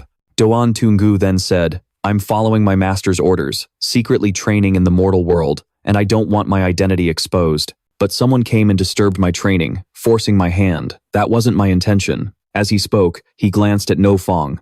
Hearing this, the two said, rest assured, senior brother, we won't let anyone disturb you. The silver-haired man beside them thought to himself, I recognize him now. He's the king of mercenaries. Then, the silver-haired man said, I've already retired. Here in South City, I have a family, but I still follow your orders. Hearing this, Duan Tungu replied, good, let's leave it at that. You can go. I have to go grocery shopping. The scene changes to the office. As Duan Tungu walked in, a guard rushed out, saying, Mr. Duan, thank God you're here. I thought you'd actually quit. The CEO has been calling down here all morning looking for you. She wants you in her office, right now. Hearing this, he wondered to himself, looking for me? What is this Songdi girl up to? In another room, he stood at the door and knocked. A voice from inside said, come in. As he entered, he said, you were looking for me? Let me be clear, I only came back to work because… Before he could finish, a car key was tossed at him. Catching it, he asked, what's this? Songdi said, what you said last time. I had a point. I agree to let you be my bodyguard. From now on, you're my personal driver. Be at my house at 8:30 sharp tomorrow morning to take me to work. At this moment, Duan Tunegu was stunned and said, this? Songdi blushed and said, I've said my piece. Now get out. Outside, holding the car key, Duan Tungu thought, what did she just say? She wants me to protect her? Did this girl finally have a change of heart? Suddenly, his phone rang. It was Tiu Fuang. Tian Lam Fuang said, Duan Tungu, help me, I'm at the Sanmen Hotel. Hurry, save me. Hearing this, he panicked and said, Tiu Fuang. Then, the line went dead. Meanwhile, Tian Lam Fuang trembled and said, stay away from me. Don't. They chuckled slyly. Then they turned to La Tu Pham and said, brother Pham, I've arranged for 12 gunmen around the area. The second Don Tu Nu shows up, I guarantee he's a dead man. La Tu Pham said, even though Tu Lam warned me to lay low after busting me out of the station, I can't let this go. I'm definitely going to kill him. The henchman looked at Tian Lam Fuang and said, we've beaten her. We've cursed her. Should we get to the final part? Let us brothers have some fun. Hearing this, La Tu Pham replied, do whatever you want, just try not to kill her. Suddenly, a car crashed in from outside, shattering the glass doors. Crash. It was Duan Tungu. Seeing this, La Tu Pham said gleefully, Duan, Tungu. He got out of the car, looked at them, and said, you're all dead men. One of the henchmen quickly cocked his gun, aiming it at Tian Lam Fuang. The man threatened loudly, freeze, or I'll kill her. Tian Lam Fuang quickly screamed, Duan Tungu, save me. La Tu Pham said, Duan Tungu, today is the day you die. Suddenly, the hero raised his hand and said, you don't have the right to touch her. The man holding Tian Lam Fuang hostage was suddenly impaled, blood splattering everywhere. Seeing this, Tian Lam Fuang stared in shock. Duan Tungu quickly moved to cover her eyes and said, don't be afraid, I'm here. La Tu Pham roared in anger, shoot him, kill him. His men immediately opened fire. Bang, bang, bang. The gunshots echoed endlessly. He quickly moved Tian Lam Fuang to cover and said, stay right here, I'll be right back. Then he lunged forward, using the wire from his wrist to take them down one by one. Latieu Pham aggressively fired his gun and shouted, "Kill that bastard!" Suddenly, he froze. Doan Tunagu was already behind him, a silent threat. He said, "You could have lived. You shouldn't have hurt my friend." Then, he finished him off. A while later, he walked out carrying Tian Lam Phuong. A fleet of cars arrived, and men got out, pointing their guns at him and shouting, "Freeze!" Seeing them, Doan Tungu said, "So you guys finally decided to show yourselves. Is it fun, tailing me in secret every day?" One man said, "So you knew we were watching you, and you still killed so many people? You want to go against the entire country? You're coming with us now." Holding Tian Lam Phuong, he said, "Sorry, I don't have time. I have to take my friend home. I'm leaving. You dare to shoot?" Suddenly, the whole group froze. The man who spoke earlier asked in confusion, "This is?" Doan Tungu approached and said, "You all must. I know who I am by now, right? I have to admire the persistence of Huaxa's Ministry of Public Security. You found me so quickly. I don't intend to oppose you. I only kill those who deserve to die, but I don't want any more trouble. If you stay out of this, I'll agree to one condition of yours." Hearing this, the man asked in shock, "A promise from the king of mercenaries?" He turned to the others and said, "This is a value that can't be measured. Especially on international issues, his influence is immense." The other man immediately said, "This is a serious matter. I must report to my superiors." 3 hours later, Lanyat Dao wept over Latieu Pham's body, saying angrily, "So, who the hell killed Tu Pham, Latu Lam?" The report came in. A total of 15 people were dead, including his brother. But the police and the media were completely silent. Whoever did this has some serious power, and they're trying to cover it up. No matter who it is, I'll make them pay in blood. We cut to the bedroom. Tian Lam Phuong was drenched in sweat, screaming, "No, stay away." Then she suddenly shot up in bed. Doan Tungu asked, "Tia Phuong, having a nightmare?" Tian Lam Phuong stammered, "I dreamt they were surrounding me, trying to kill me." Hearing this, Doan Tungu immediately comforted her. "Don't be afraid, it's okay." In his mind, he thought, "I already used my chi to restore Tu Phuong's body to its normal state. This shouldn't be happening." Suddenly, he noticed a strange lump. He thought, "That's it." Then, holding a pair of tweezers, he said, "This will hurt a bit, so bear with me." Tian Lam Phuong cried out in pain. Ow! A parasitic goo worm flew out of the wound, which he promptly sliced in half, killing it. Seeing this, Tian Lam Phuong asked, "What was that? Why was that thing inside of me?" He then explained, "It's called a Jiang To curse. It looks like a bug, but it's actually a mix of certain plants. The sorcerer who cursed you isn't very skilled. They can only mess with your mind, giving you constant nightmares.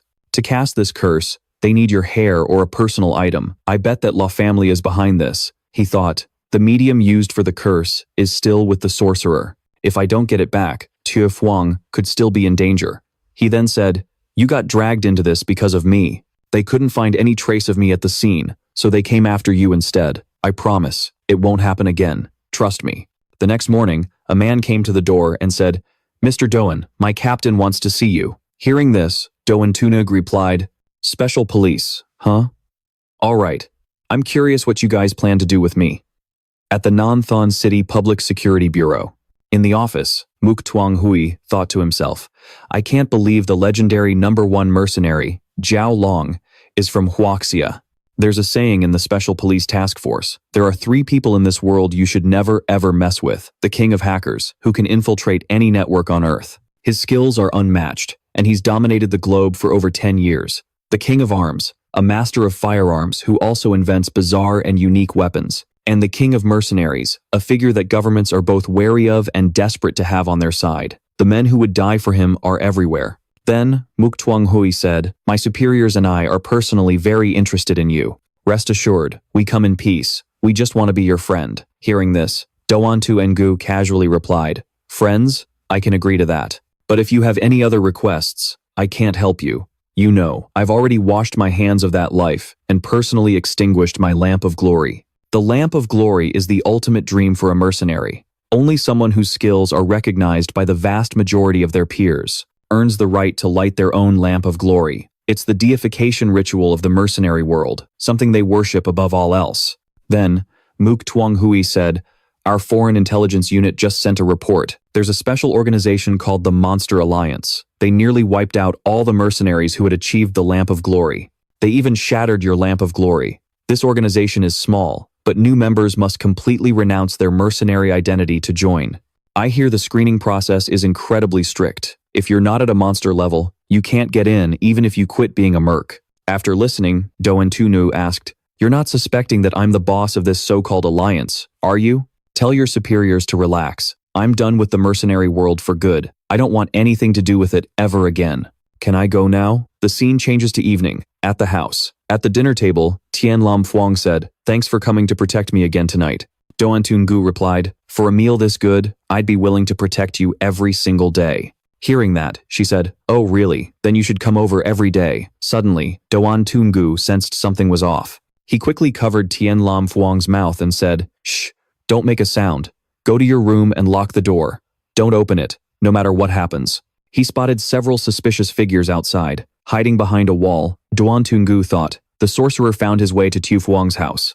That means the previous curse wore off. Seeing a person in a demon mask, he thought, and he even brought Guiji with him. Just then, Guiji flew up, preparing to attack. Seeing this, he thought, damn it, they're planning to attack Tu Fuang directly. He then crashed through the window, shattering the glass instantly. The sorcerer noticed him and screamed, "Ah!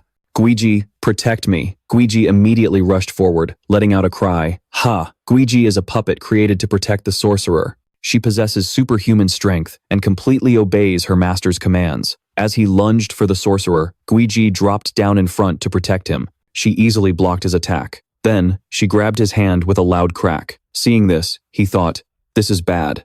Then came a whizzing sound, followed by lasers. The sorcerer, standing nearby, laughed maniacally. Doan Tungu thought, this is a soul sniper rifle, a weapon the king of arms built specifically to take me down. It seems tonight, their target was never Tu Fuang. They were after me from the very beginning. At that moment, the sorcerer yelled in panic, "Guiji, get back." Doan Tungu continued to think, the plan is solid and the weapon is powerful. But what a pity. Their aim sucks. They missed every shot. He thought, if you can't kill me. Then Doan Tungu spoke. Then none of you are leaving here alive. Yoon Jun thought. The sniper's presence is gone. Good thing he warned me, the bullet was poisoned. If his aim was any better, or if he'd stuck around a second longer, I would have been a goner. He then pulled out his phone. Captain, I need you to look into someone for me. Or better yet, a specific gun. Both the sorcerer and the demoness were taken down by him, utterly crushed. The next day, on his way home, Yoonjun mused, Song Yi's been blowing up my phone. What the hell does she want now? Stepping into the office, Song Yi asked with concern, Secretary Qian told me you were attacked last night. Are you hurt? Yoonjun replied, thanks for the concern, Director Song. I know a thing or two about medicine, so I treated myself. I'm fine, he thought. Asterisk. With my protective aura, half the poison is already gone. Asterisk. Just then, Song Yi slammed her hand on the desk in anger. Xingmei has gone too far. How dare they pull that stunt with Secretary Qian? The plan to take over Xingmei is finally in motion, and it's time I cut all ties with that bastard Luo. Hearing this, Yoonjun realized, asterisk, so she was just playing along with Luo Yidao to keep him in check. Asterisk. Asterisk. This woman is way more cunning than she lets on. Asterisk.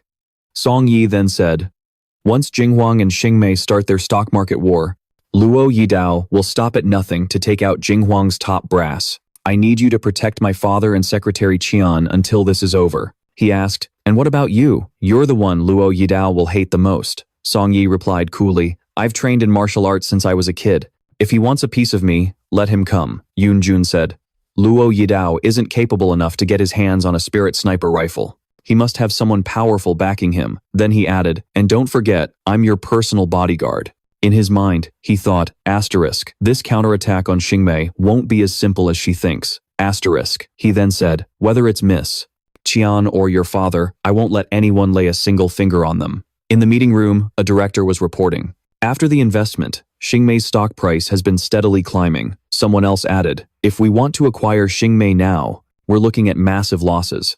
But Song Yi countered, I've already gathered evidence of Xingmei Group's illegal activities. I've also tipped off the media and relevant authorities. Once the news breaks, it's guaranteed to hit Xingmei hard. Hearing this, someone pointed out, that'll definitely cause a panic among shareholders. But Xingmei has a veteran legal team. Their new investment can help them weather the storm for a while. At this point, Song Yi revealed, when Luo Yidao was fundraising, I had people secretly acquire 2% of Xingmei's shares.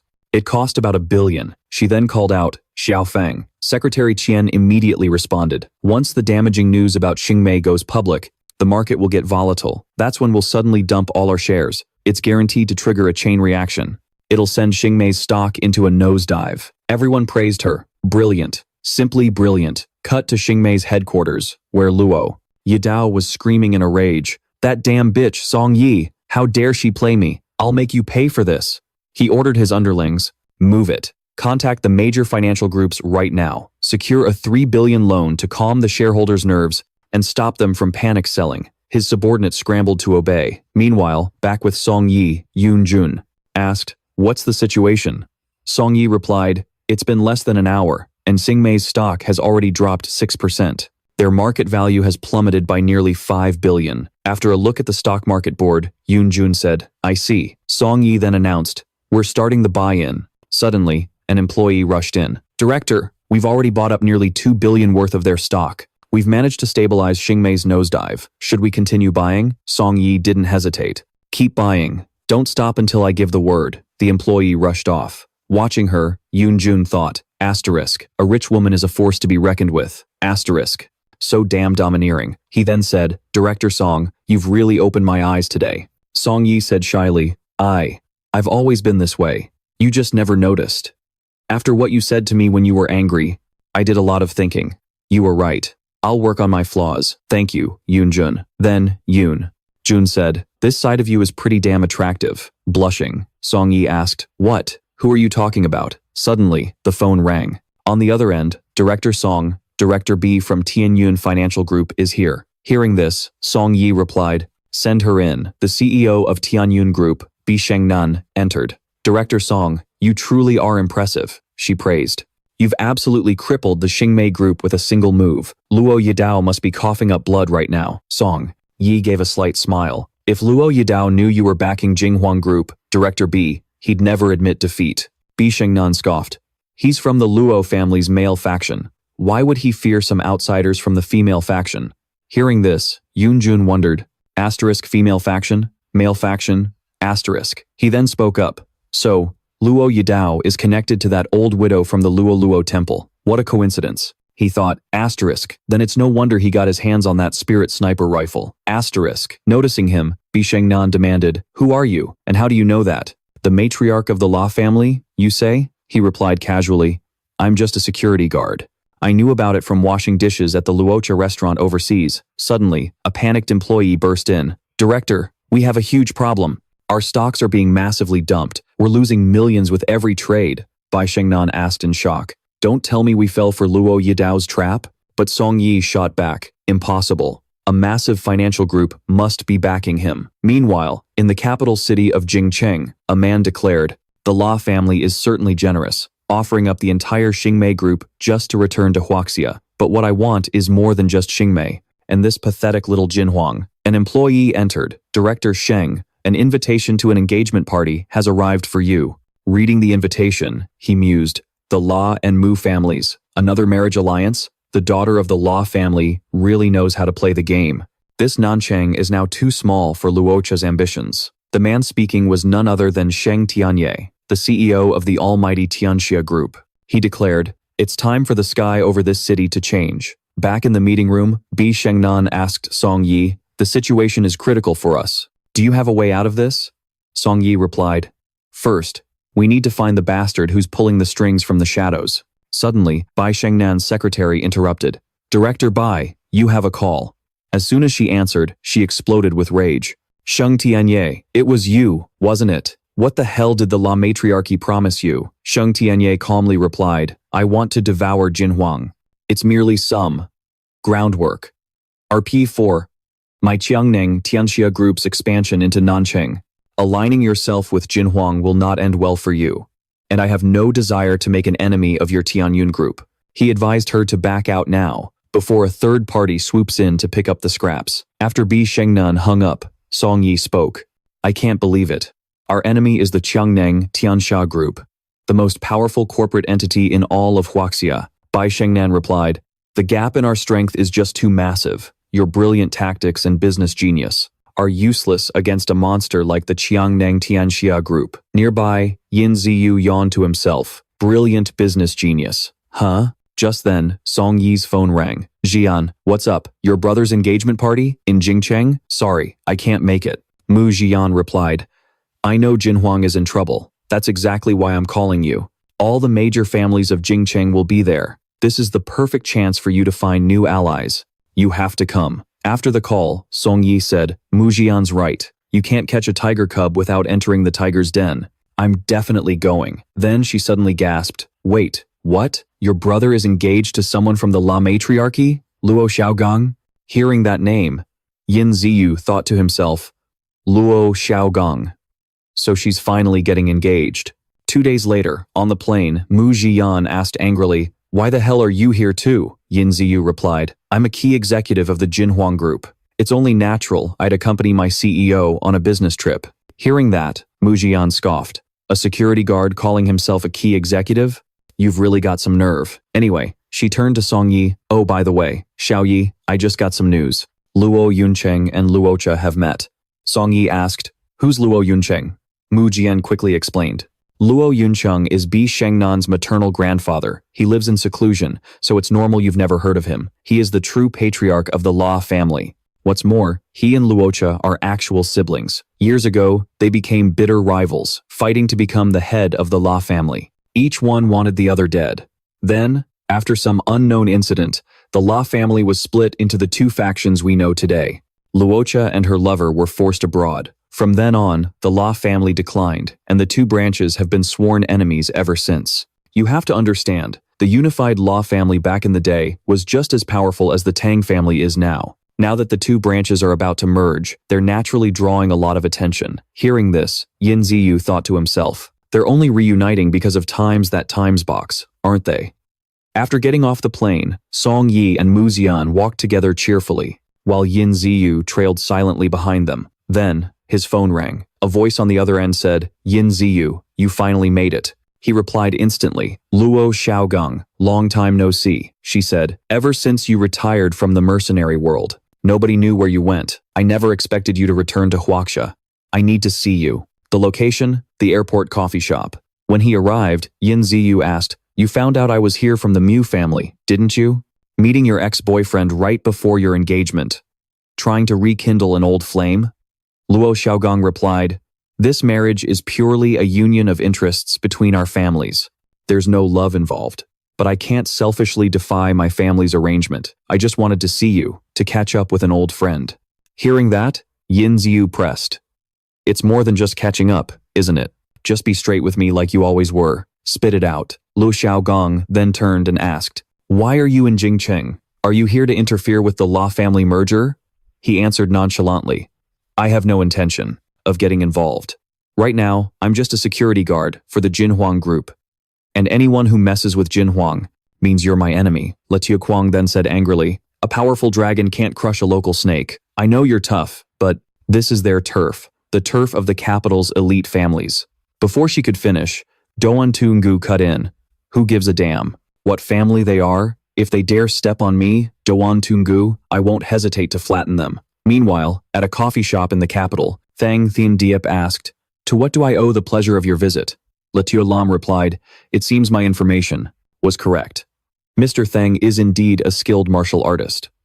Those who master ancient Chinese arts truly have a natural resistance to hypnosis. Hearing this, Thang Thien Diep said, if you have something to say, just spit it out. Letiu Lam replied, I hope that you, Mr. La, can help my grandmother, La Quan, become the new head of the unified La family. Hearing this, Thang Thien Diep said, I'm surprised your ambition is so small. If you want it, Miss La, I can make you times the new head of the La family. Cut to the engagement party. Someone shouted, look, the bride and groom are here. The young master of the Mook family, Mook Thien, Tai, is marrying La Te Kuang. Tong Di and Doan Tunuga were attending. Doan Tunuga asked, who's that man? Standing with Mook Chi Yen? Tong Di replied, that's Thong Tien Diep, Tu Yen's fiancé. She's been staying in Nam Thon just to avoid him. Over on the other side, Mook Chi Yen said, I came to the party like you asked. Are you satisfied now? Thong Tien Diep replied, Tio Yen, I want you to stay by my side forever. But Mook Chi Yen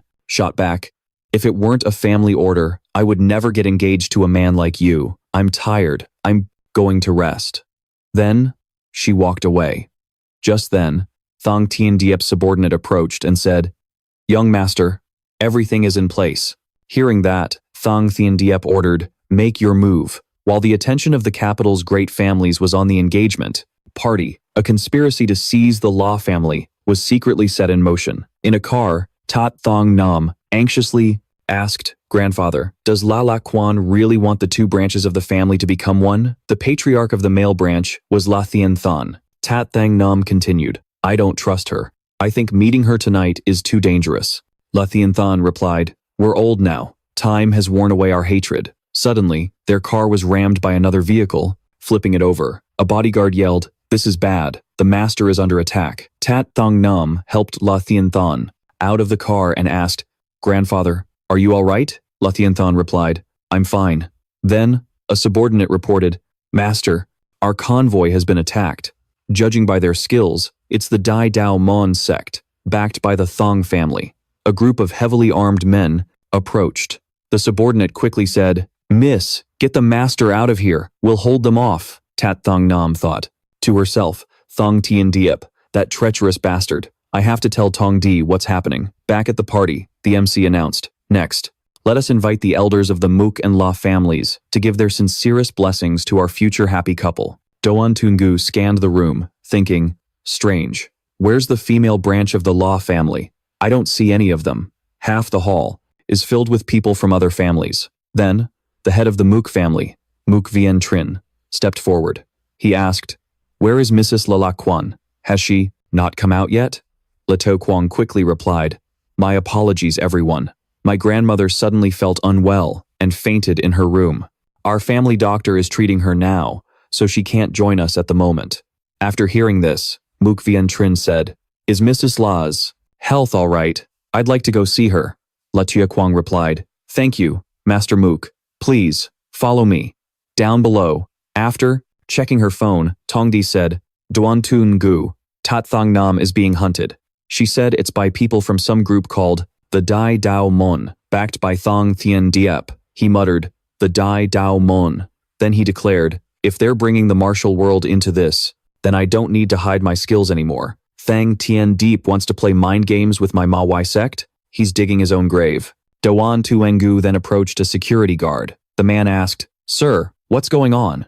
Doan Tuengu replied, the female branch of the La family has been ambushed. I have to go save them. The man replied, is that so? Doan Tu then said, take care of Tong Di for me. The man immediately agreed. No problem. Take my car. He handed Doan Tungu a key. Later that night at a construction site, La Thien Thon was protecting Tat Thong Nam. He shouted, you will not harm a descendant of the La family. Thuong Nguyen Ho, the left protector of the Dai Dao Mon, take off your mask. I saw through your identity a long time ago. I am of the La family fist. I have no quarrel with you. Why are you attacking my clan tonight? But the man replied, I have no idea what the hell you're talking about. Tonight, you die here. As he swung his blade down, the old man quickly blocked it. Tat Thong Nam watched anxiously, crying out, Grandfather! The attacker said, you can't escape. Suddenly, his blade shattered into pieces. Stunned, he looked over and asked, what the? It was Doan Tu Ngu, who had just arrived. The attacker angrily yelled, who are you? Don Tuno calmly replied, the man who's here to take your lives. Seeing him, Tat Thong Nam asked, Amir, security guard like you? What are you doing here? Run. Hearing that, the thug furiously yelled, trying to play hero? Mind your own damn business. You looking for death? Just then, Duan Tunu grabbed a steel bar and charged at them. Seeing his technique, the guy screamed, Wulan's 8 trigram staff, and the Chuandi Tang clan's ultimate skill, Heavenly Maiden scatters blossoms. Who the hell are you? How do you know the techniques of 2 different clans? Seeing this, he sneered, I'm your daddy. If you don't believe me, come and find out. The guy roared back, burning with rage, I'm going to kill you, then rushed forward with a knife. He He screamed, "Go to hell," but his knife was shattered in two. Duan Tu said, "This is the capital. After all, I didn't want to have to get serious." The man asked in shock, "The meridian severing hand? You want to cripple my Dantian?" Then, he replied, "That's right." At that moment, La Tiantan thought, "The meridian severing hand? For real?" Elsewhere, at the party, Thang Tian Diep got a report. "Young master, all the men we sent have been eliminated. La Tiantan and Tut Thang Nam have been rescued." Hearing this, Thang Tian Diep raged. "How is that possible?" He seethed. "No one is going to stop me from swallowing the La family whole. Anyone who ruins my plans, I'll make sure they don't even have a body to bury." Duan Tungur was driving while on the phone. The person on the other end said, "Lord Shadao, I've lost Miss Tongdi. I'm ashamed I failed you." Duan Tu Ngu asked urgently, "What happened?" The man explained. Before the engagement party ended, someone caused a disturbance as the guests were leaving. In the chaos, I was separated from Miss Tung. Not only that, my subordinates report that after the party, none of the women from the La family ever left the hotel. Finding people isn't the National Security Bureau's job, so my men can't enter the hotel to search. That's why I must ask for your help, Lord Shidao. Then he replied, "Tut Thung Nam and Lathiantan are both in my car. I'm heading to the hotel. Send your men to the entrance to take them to the hospital. Leave the rest to me." A moment later, he arrived at the hotel. A sniper thought, "This time, you're not getting away." He aimed his rifle at Duan Tungu, but he dodged in a flash. Duan Tungu thought, "Of course, it's this UL Lin sniper rifle again." He flicked his wrist, and the sniper was taken out instantly. He walked over and said, "Pathetic." Then he asked the goons, "Tell me, where is Thang Tian Diep? Where are Tongdi and the La family women?" A crowd of thugs blocked his path. Their leader yelled, "Don't waste words on him, just kill him." At that moment, Duan Tungu once again unleashed his skills. He lifted one guy up and said, "Haha, finally, a place where I can really cut loose." Then he attacked them one after another. A bodyguard on the ground trembled, aiming his gun. "Monster!" Duan Tungu immediately snapped the gun in half and said, "You haven't forgotten my question, have you? I hope you have an answer I'll like." Hearing that, the man blurted out, "The 19th floor. All I know is they're on the 19th floor. Some of the clan's guardian elders are there too." Scene change. In a room, Thang Tien Diep said, "It's suddenly gone quiet outside. Has the intruder been taken care of?" Just then, Duan Tungu walked in, gun in hand. Tong Di saw him and pleaded, "Duan Tungu, just go. Don't worry about me." A man was holding a knife to her throat. He turned to them and asked, "Using her to threaten me?" But Tong Di worriedly insisted, "Just leave." This reminded him of a girl on a battlefield long ago who told him, "Live a good life." But in the present, he thought, "Damn it." Thang Tien Diep sneered, "This isn't a threat, it's an order." Seeing them together, Duan Tungur said, "So, you two teamed up. You plan to kill Tong Di and the two La family heads, then have La Tio Lam hypnotize everyone to frame me for the murders." Hearing this, La Tio Lam said, "What a clever little boy. Too bad you're smart in all the wrong ways. I won't kill you myself, but I'll turn you into a rat, scurrying across all of Huaxia, hunted down and on the run every single day. You'll live in constant fear." But he just replied arrogantly, "There isn't a single person on this earth who can make me afraid." Then, he fired a shot at the bodyguard, threatening Tong Di. The other goon turned angrily. "Where do you think you're going?" Duan Tungu pulled Tong Di into his arms, aimed his gun at them, and said, "Who said I was running? I called Muktung. Hi, a long time ago." The National Security Bureau recorded this entire conversation. By now, they have all the evidence they need to make their move. Suddenly, someone burst in and yelled, "You wretched beast!" While Duan Tungu was distracting, Thang Tin Jiep and La Tio Lum, Muktung Hui's team infiltrated the hotel and rescued the women of the La family. As he was arrested, Thang Tien Diep shouted, "We'll see about this. Just you wait." The officer escorting him said, "Cut the crap and move."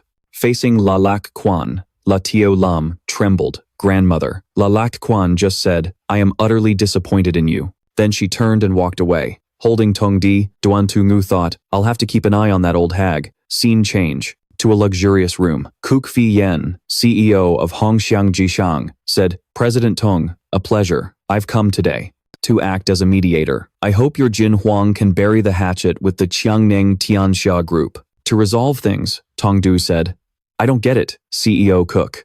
Thang Tian Diep has already been arrested. Standing beside her, Doan Tunugu thought, so this is Cook Fi Yen, #1 on the beauty charts. She really is a knockout. Tong Du then asked, didn't he get the sentence he deserved? But Cook Fi Yen replied, no one is going to hold him accountable. Thang Thien Diep is already home. This is just basic stuff for a top-tier family. But Thang Thien Diep still holds a massive amount of your Kin Hoang Group's stock. He could bankrupt Kin Hoang whenever he feels like it. Hearing this, Tong Dui said, so it's not that simple after all. Cook Fi Yen continued. However, I have a way to make sure Kin Hoang is safe. As long as CEO Tong is willing to let me take the man behind you, and from this day on, he will cease to exist, Cook Fi Yen recalled. Someone had told her, the man with Tong Du used the pulse-grabbing hand to shatter the dantian of one of my sex guardians. Sister Yen, I'm giving you this critical intel. You have to get your hands on him. Recalling this, she thought to herself, if that really was the pulse-grabbing hand, then he's the heir of that legendary lost sect. Then, Tong Du spoke up again. Hand him over, she said. Never. He is an employee of the Kin Hoang Group. Watching her, Doan Tu Engu thought, just an employee? Huh. She then declared, even if the company goes bankrupt, I will never use him as a bargaining chip. She turned and grabbed Doan Tunu. Doan Tunu, let's go. There's nothing more to say here. Watching her go, he was suddenly reminded of the girl who once said, stay behind me. I'll protect you. At that moment, Cook Fi Yen's bodyguard lunged forward, yelling, you're not going anywhere. He attacked, but our hero dodged with ease. Looking at him, the guard sneered, arrogant brat. Doan Tungu instantly struck back. The guard screamed, it really is the pulse-grabbing hand. He thought, I have to capture him. This is the only way to find the sect that vanished years ago. After clashing with him, Doan Tungu said, so you're from the MA sect. The guard turned and ordered his men. All of you, get him. He called for a sword formation, but Doan Tungu just pulled a gun, casually saying, you shameless bunch of losers. Can't beat me head on so you draw your swords? The Ime sect really has no shame. You think weapons will help? Come on, you nobodies. Enraged, they screamed, you despicable, shameless bastard. Doan Tungu simply asked, still want to go? Suddenly, Cook Fi Yen's voice cut in. Let them go. Her men turned. CEO Cook? She thought to herself, damn you, just you wait. Once outside, Tong Due asked, Cook Fi Yen wanting to take you. It wasn't just about getting revenge for Thang Thien Diep, was it? What is she really after? Doan Tungu replied, I don't know either. In any case, we can't stay here. We need to get back to South City, fast. He thought, it seems the MA sect is after my martial arts techniques. I'll have to find time to ask Master about this. Just then, Tong Dui gasped, oh no, they've started dumping Kin Hoang's stocks again. I have to contact my senior management for an emergency response. Now. The scene changes to a different room. Tong Du was in an online meeting. A voice on the screen said, CEO Tong, we've traced them. She replied, okay, report. The voice continued, this time, the ones moving on Kin Hoang are Quang Nang Thien Ha, Hong Tuang, the Ji Shang family, the matriarchal Luo family, and the Shen family from the capital. Doan Tu Engu walked into her room as the report continued. Under the pressure. From these 4 great families, all of our partners want to terminate their contracts. Hearing this, she said grimly, so, they're trying to wipe us out for good. She buried her head in her hands. Doan Tungu came over to comfort her. Don't worry, when it comes to business, I may not understand it, but there's always a solution. Tong Du looked down, defeated, and said, thanks for the encouragement. Seeing her like this, he thought to himself, looks like she's completely out of juice. He then asked, is there really no other way? Tong Dui replied, there might be one way, but it requires an insane amount of money. He immediately asked, how much? Tong Du looked up and said, 200 billion. The number stunned him. He thought, 10 years as a mercenary, and I only saved up 1 billion. That's nowhere near enough. Tong Du continued, those 4 families have dumped tens of billions into the stock market. To beat them, we'd need 200 billion in backing within 2 hours. But that's practically impossible, right? At that moment, Tong Du's phone rang. A voice on the other end sneered, Tong Du, you'll regret crossing me. I'm giving you one last chance. Hand over that punk Doan Tungu, and I'll spare Kin Hoang. Enraged, Tong Du yelled back, in your dreams. Thang Thien Diep, I, Tong Du, will never surrender to you. Then, Doan Tungu suddenly smiled and said, all right. It's only money. Leave it to me. Hearing that, she turned to him and said, what was that? You scared me. The scene shifts to a luxurious villa. A voice on the phone asks, King? A black man was sitting on the edge of a swimming pool. It was Duan Tunigu on the other end of the line. "My old friend, I need to talk to you," the man immediately replied. "Cut the crap. The only time you call me is when you're in deep trouble." "Fine. Didn't you already retire from the mercenary game? What do you want?" said Rothschild on the other end. "My dear friend, I'm a little short on cash. Need a hand. Mind lending me some money? Only your ridiculously rich family has this kind of dough." Hearing this, he replied, "I heard they froze your mercenary account when you quit. So, how much?" Duan Tu shot back. "Not much, just $300 billion. He roared in anger. On the other end, Duan Tu continued, "I know you can't pull that kind of money together personally, but you can tell those 10 financial giants backing you that I have a lead on times that thing asterisk. And what's more, I've been inside myself." Hearing this, the man said, "If what you say is true, we'll lend you the money. But if you dare to cross us, we can take out the so-called king of mercenaries anytime we want." After hanging up, Duan Tu cheerfully turned to Tong Dai. "I've got the 200 billion yuan. Hearing him, a stunned Tong Di asked, "Who in the world are you?" He just shrugged. "I knew a rich kid back when I was washing dishes in the States. It's no big deal." The scene shifts to the next day, at the Jinghuang Group. Taking on 4 of the capital's largest financial corporations all by itself, the company left everyone in absolute shock. Jaws hit the floor. In a flash, the Jinghuang Group's name was known all over the country. Businesses were lining up around the block to work with them. The scene changes to a hospital, where Tut Thung Nam said from her bed, "Thank you for saving me. I also heard about what happened with Jinghuang. I never imagined a simple security guard could pull off something so incredible. I don't care what your real identity is. If you're willing to join the Tianyun Group, I will agree to any of your conditions." At that moment, she wrapped her arms around him in an embrace. But Duan Tungu simply said, "I appreciate the offer, but I really like my current job." Hearing this, she lay back down and said, "Oh, right, I heard some news. Because of the massive trouble they caused, the Luo family matriarchs are shipping La Tio Lam and La Nyut Dao off to Europe." Hearing this, Duan Tungu declared, "They're not getting away that easily. I still have a little parting gift for them." The scene changes to that evening. On a rooftop, La Nyut Dao said, "The chopper will be here in 10 minutes. I'm sorry I got you and Tio Pham into this mess. I should have never let you two come back to China." But La Tio Lam retorted, "We're in this situation because of that bastard.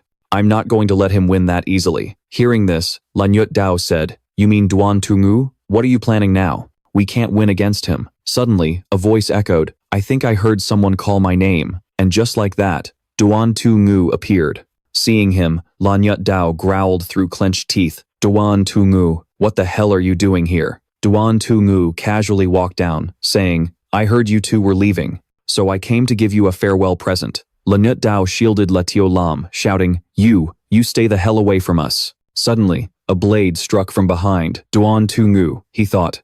Such immense internal force. Thankfully, he dodged just in time. His attacker was Elder Dower of the Great Saber Sect. He sneered, "Punk, surrender peacefully." Seeing him, Duan Tungu thought, he hid his presence perfectly, completely avoiding my detection.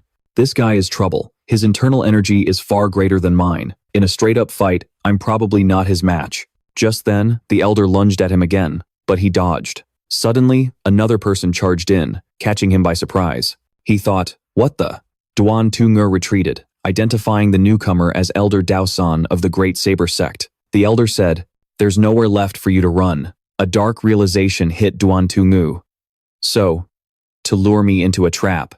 They not only used their own grandson and granddaughter as bait, but they even teamed up with the Great Saber Sect, who tried to kill me just days ago. At that moment, La Tio Lam cackled with glee. "Duan Tungu, look at you now. Grandma knew your personality perfectly. The plan was a success.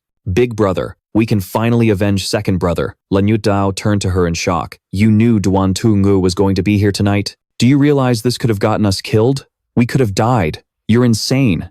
With that, Duan Tungu charged at the two siblings. He thought to himself, you really can't underestimate the women of the Luo family. He went for an eye poke on La Tio Lam. As La Nyut Dao tried to intervene, Elder Daosan rushed forward, shouting, "Duan Tungu, stop right there." He quickly drew his sword and lunged, but Duan Tungu used La Nyut Dao as a human shield, causing him to take the blow. Then, Elder Dao attacked from another angle. "You're not getting away." With that, Duan Tungu leaped off the rooftop, calling back, "Job's done. Later." He left them all behind on the rooftop. Dao San caught the falling Lanyut Dao and spat, a disgrace to the martial world. The scene changes. Duan Tungu landed safely in an empty room, letting out a breath. That was way too close. I almost bought it back there. This situation has gotten way more dangerous than I imagined. To take on a whole sect, I'm gonna need more backup. Looks like I have no choice but to call Thuy Tin for help. The scene shifts again to the next morning, where Tong Di and Duan Tungu are eating breakfast. Tong Di asked him, "You got in pretty late last night, didn't you?" Duan Tungu replied, "Yeah. Ran into a couple of old buddies I used to wash dishes with." While in Beijing, catching up with old friends, a waiter reports, "President Song, there's a man outside asking for Vice Director Yoon." Hearing this, he shot back, "I don't meet with men. Not interested." Song Yi asked suspiciously, "You really have friends in Beijing? Let him in." Just then, the man walked in and said, "Mr. Yoon, our great elder sent me with a message for you. You have injured our sect's disciples multiple times. You must come to the Great Sword Sect and kowtow in apology." Hearing this, he asked, "And what if I don't go?" The man replied, "If you want to hide like a coward, your friends will get hurt because of you. As far as I know, you have quite a few friends in Nancheng, right?" Hearing that, Song Yi yelled furiously, "That's a threat. I'm calling the cops." Seeing this, the man said, "My message is delivered. Goodbye." Afterwards, Song Yi said, "You can't go. This whole mess started because of Jing Huang. If anyone should go, it should be me." But Yun Ziyu replied, "That's not happening. This grudge has nothing to do with Jing Huang anymore. They're coming for me. Years ago, Luo Lanquan forced Luo Xiaogong, who was in love with me, to choose between her clan and our love. For love, Yun Ziyu fought back against the Luo family, but he wasn't strong enough back then. In the end, Luo Xiaogong chose her clan, and they were forced apart. Remembering this, Yun Ziyu thought, I'm a hell of a lot stronger now. Luo Langchuan must be worried. I'll get revenge on the Luo family. She'll definitely cook up a scheme to eliminate me. Plus, there are plenty of people after my techniques." Then, he told Song Yi, "Don't worry. I won't let anyone get hurt. I've already called for backup." Song Yi asked, stunned, "Backup?" He said, "Speaking of which, he should be here any minute." Just then, a guy dressed in hip-hop style walked up. "Brother Jing, I'm here." But our MC shut him down cold. "Too slow. Get lost."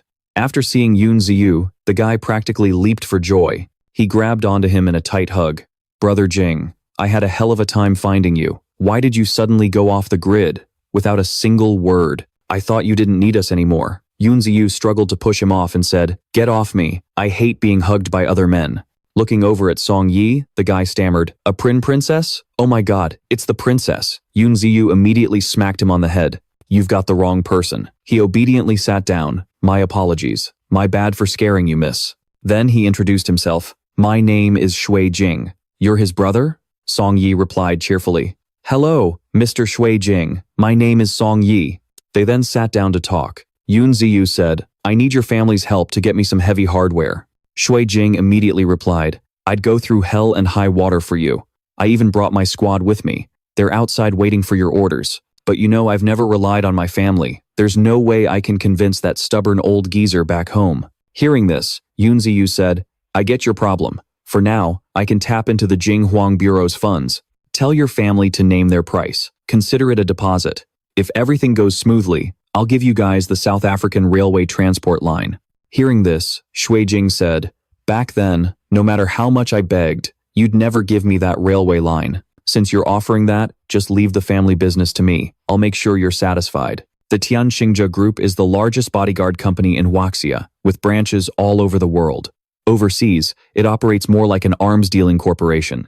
A few days later, Shui Jing arrived with several trucks. "Brother Yu, I've brought the stuff you needed." Yun Ziyu said happily, "Excellent. A job well done." Then Shui Jing added, "After you quit the mercenary life and vanished, no one could find you. But if you really go to war with the Great Sword Sect, you won't be able to hide your tracks anymore." Hearing this, Yun Ziyu said, "My cover was blown the moment I ran into the women from the Luo family. Besides, I won't let anyone threaten the people I want to protect." Scene change. On a mountaintop, Yun Ziyu makes his appearance. An old man steps forward and says, "Junior, you've got some nerve showing your face here today. Now get on your knees and beg for forgiveness." Hearing this, our MC shot back, "What's all the yelling for, you old turtle? If you hadn't used such dirty tricks, I wouldn't have bothered coming." The old man then charged straight at him, but suddenly, a rocket fires from our MC's side and explodes. Scene change. On a ship out at sea, someone yells, "Are you serious? World's blade is in Huaxia. The person on the ship is Luo Langquan. She says, I saw him with my own 2 eyes. There's no mistake. I'm giving you this intel as a friendly gesture. On the other end of the line is a man with blue hair. He says cheerfully, haha, well then, thanks a lot. Once this news gets out, plenty of people from all over the world will be thrilled to pay him a visit in Huaxia. Just then, a hot, red-haired woman in a bikini walks over. Are you really going to leak the intel on World's blade? It'll shake the morale of the Monster Alliance. After all, they used to be the blades he wielded. Hearing this, the blue-haired man wrapped his arm around her. Weren't you once head over heels in love with World's blade yourself? Sooner or later, they'll end up just like you. Tamed by me. Back on the mountain, a shout rings out. Use hidden weapons to fight him one-on-one. Hearing this, Doan Tungu sneered. You shameless bastard. He aimed his gun at the old man. You old fiend. You brought this on yourself. As he fired, someone else restrained the old man, and his bullet was sliced clean in 2. Seeing this, he thought, the Great Saber Sect is hiding a monster like this? Everyone around them fell to their knees in reverence. Sect leader, the old man knelt. Master, the new arrival demanded, what happened while I was in seclusion? Why is our sect in such a mess? The old man immediately pointed at him and said, this guy, Don Tungu, crippled the martial arts of, left Protector Yang, injured scores of our disciples, and even cheap-shotted second senior brother Dao. Today, it was him who blew up our sect's gate. Hearing this, the sect leader raised his saber. Kid, today your blood will wash away the shame you've brought upon my sect. At that, Doan Tu Angu gritted his teeth and opened fire, but the man used his saber to slice through every single bullet. As he closed in, Don Tungu thought, I'll shatter his dantian. Let's see how tough he acts then. He tried to use the Meridian Scorching Hand, but was blocked by the man's saber finger technique. Shocked, he thought, it failed. Recognizing the move, the man asked, the Meridian Scorching Hand? Are you from the demonic physician sect? Then do you know Don Can? Hearing that, he turned and fled, shouting, like hell I do. He thought, that level of internal energy, I've only ever felt that from Master. I can't beat him, I have to run. The man gave chase, yelling, where do you think you're going, you little punk? He then slashed his saber towards him. The attack slammed into Doan Tungu, making him cough up blood. He quickly scrambled into the bushes for cover. The man pursued him, demanding, tell me where Don Can is right now. Suddenly, a bullet whizzed right past his face. Just then, Tui Tin rushed to help Doan Tungu up. Brother Nu, hang on, I'll get you out of here. After that, the sect disciples arrived. Sect leader, we're here as reinforcements. But the sect leader screamed, don't come here, fall back. It's a trap. At that moment, a massive explosion erupted. Tui Tin, carrying Don Tu Nugu on her back, shouted, Brother Nugu, we made it out. The enraged sect leader, Dao Vo Dich, roared, Don Tu Ngu, I, Dao Vo Dich, swear we cannot live under the same sky. His disciples lay scattered on the ground. Meanwhile, at the Nancheng National Security Branch, an agent approached. Captain, didn't you go to the capital? Why are you back so soon? Muk Tuang Hui replied, Duan Tu Nu has returned to Nancheng. The situation is about to get messy. I came back to take personal command. Suddenly, a hidden weapon shot towards Muk Tuang Hui. The agent dove in front of him. Captain, look out. Arg. Muk Tuang Hui caught him as he fell. Who the hell dares to attack the Huaxia National Security Bureau? Muk Tuang Hui aimed his gun, but there was only a log where the attacker had been. He said, a Japanese substitution jutsu. Then he yelled to the others, quick, get Xiao Zhao to the hospital. The rest of you, go after that female ninja. Cut to Doan Tuangu's side. He made a call. Master, I'm in trouble. His master replied, you brat, I'm busy. Call me when I'm free. But he insisted, I've run into several martial sects who are after my cultivation technique. There's also this guy named Dao Vo Dich who's been talking mad trash, calling you a wolf in sheep's clothing. At this, his master exploded. So, they think they can run wild just because I've been lying low? The hell with them. Doan Tungu then said, so, these sects really are connected to you. Master, just tell me the truth. I don't want to die without knowing why. His master sighed. Fine. You would have found out sooner or later, so I might as well tell you now. The technique you practice is called the Demonic Physician Cultivation Art. It's the exclusive secret manual of the Demonic Physician sect. Since ancient times, our sect has only ever had a single heir, one master and one disciple. I am the 43rd sect leader of the demonic physician sect, and you, my disciple, are the future 44th sect leader. Hearing this, he thought to himself, a sect with only 2 people. Being the leader sounds pretty lonely. His master continued, as for the bad blood between us and the other sects, that all started at the end of the Qing dynasty. Surprised, he asked, the Qing dynasty? Master, just how old are you? His master then explained, back then, my skills were still weak, so I went into the world to train. In one fell swoop, I defeated over a dozen sects. Those so-called righteous sects were humiliated, but couldn't do a thing, so they spent all day lusting after my technique. Hearing this, he said, so you were basically invincible back then. His master then said, in those days, Dao Vodich was actually one of the last imperial scholars of the Qing dynasty. When the nation fell into peril, he abandoned books for martial arts. As for the beef between me and him, you don't need to worry about it. I have my own reasons for staying in seclusion. I'll tell you later. All right, I've told you everything you need to know. Figure out how to deal with those sects yourself. Hearing that, he pleaded, Master, don't hang up. Help me. Suddenly, Doan Tunu sensed something. Cut to Mount Imei. A man reported, we've located Doan Tunugu's whereabouts in Nancheng. The major sects have all dispatched their elites there. They have probably already made contact with Doan Tungu by now, right? A bald man asked. Is that Doan Tungu kid really a disciple of the demonic physician sect? Hearing this, Dao Vo Dich said, I fought him myself. There's no doubt about it. Although the kid's martial arts are average, he's a crack shot and is packing some serious heat. He's not an easy target. They're way too optimistic. The Big Blade sect gave him prep time, letting him get his hands on some serious firepower. Namthan is his home turf, so he'd let his guard down, never expecting us to show up this fast. With our 10 great sects united, we'll drag that punk back for sure. Meanwhile, over with Yin Ziyu. A girl is ducking for cover behind a tree. Seeing her, Yin Ziyu smiles. Yin Zi, what are you doing here? The girl, Yin Zi, explains, why told me you were in this city? He asks with concern, are you hurt? Yin Zi says, why sent me to Namthan to assassinate someone, but he specifically ordered me to fail. The bullet hit my arm, but luckily, it missed the bone. Hearing this, Yin Ziyu realizes, why knows you're completely loyal to me. He was afraid you'd become my spy, so he got rid of you. I only let you stay because I thought he might need your help. If he thinks his wings are strong enough now, let him fly. Don't go back to the mercenary world. Stay with me. He pulls Yin Zi into a tender embrace. She happily agrees, but suddenly, a luxury car rolls up.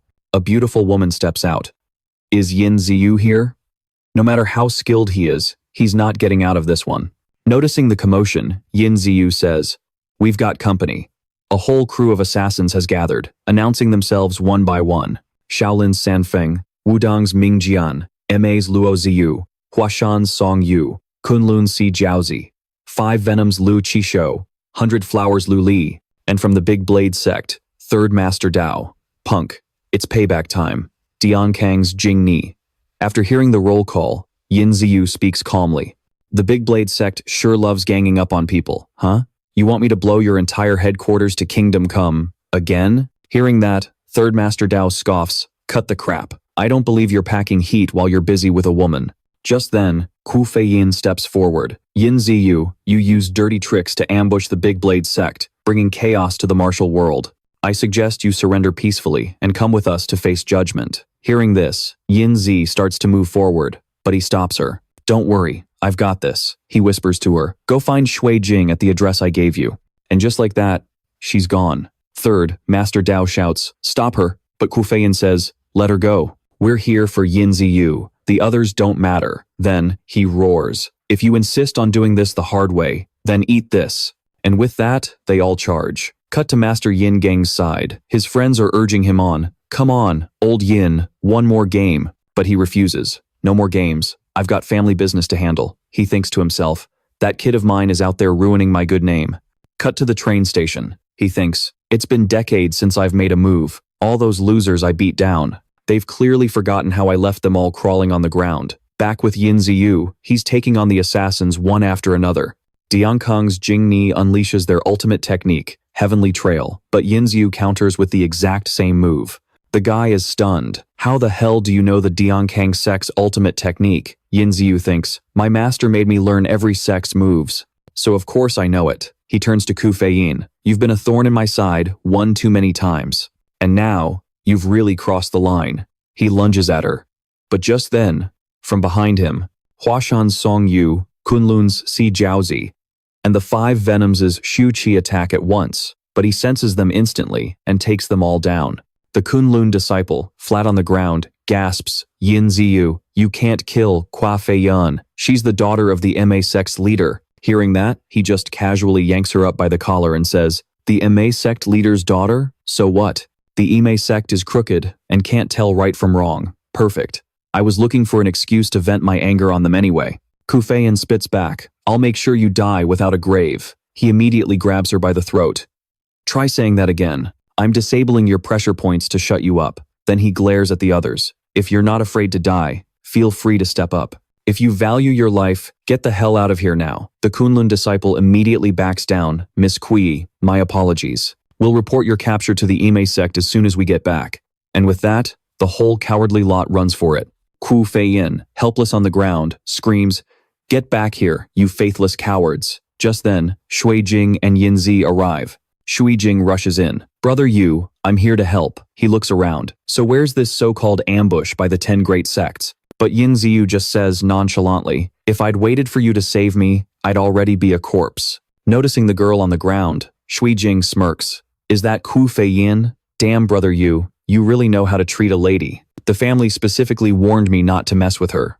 So, what's the plan now? At this, he stands up. I don't give a damn about her background. They picked a fight with me, and I'm not one to take it lying down.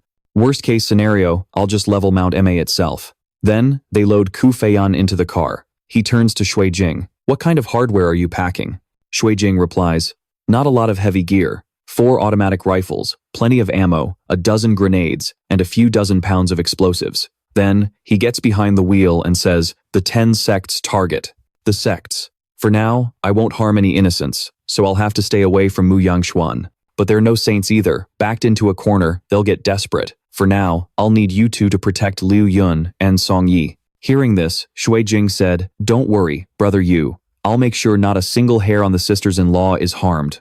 Yin Zi next to him also said, Ying, you need to protect yourself too. Tiling Mountains, South City, deep in a primeval forest. In the forest, Yin Ziyu said, we're in the middle of nowhere. Even if I untie you, your legs won't get you out of here. Ku Feiyin angrily asked Yin Ziyu, what the hell do you want from me? He smirked and said, relax. You're my trump card against the 10 great sects. I won't do anything to you. But we're stuck here together for a few days.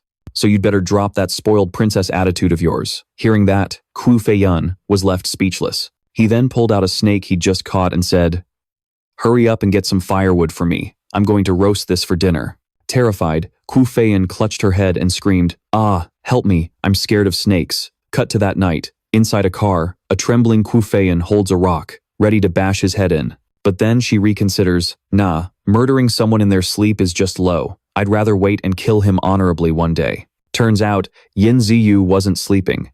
Seeing her, he thought to himself, so she does have some principles. 2 days later, on Mount Ime, the sect leader of the Ime sect anxiously asked, it's been 2 days, and still no sign of Yin Ziyu and Feiyan? A disciple reported, sect leader, we've searched all of South City but haven't found a thing. She said furiously, Yin Ziyu kidnapped a hostage, such a despicable move. I'll go to South City myself and capture him.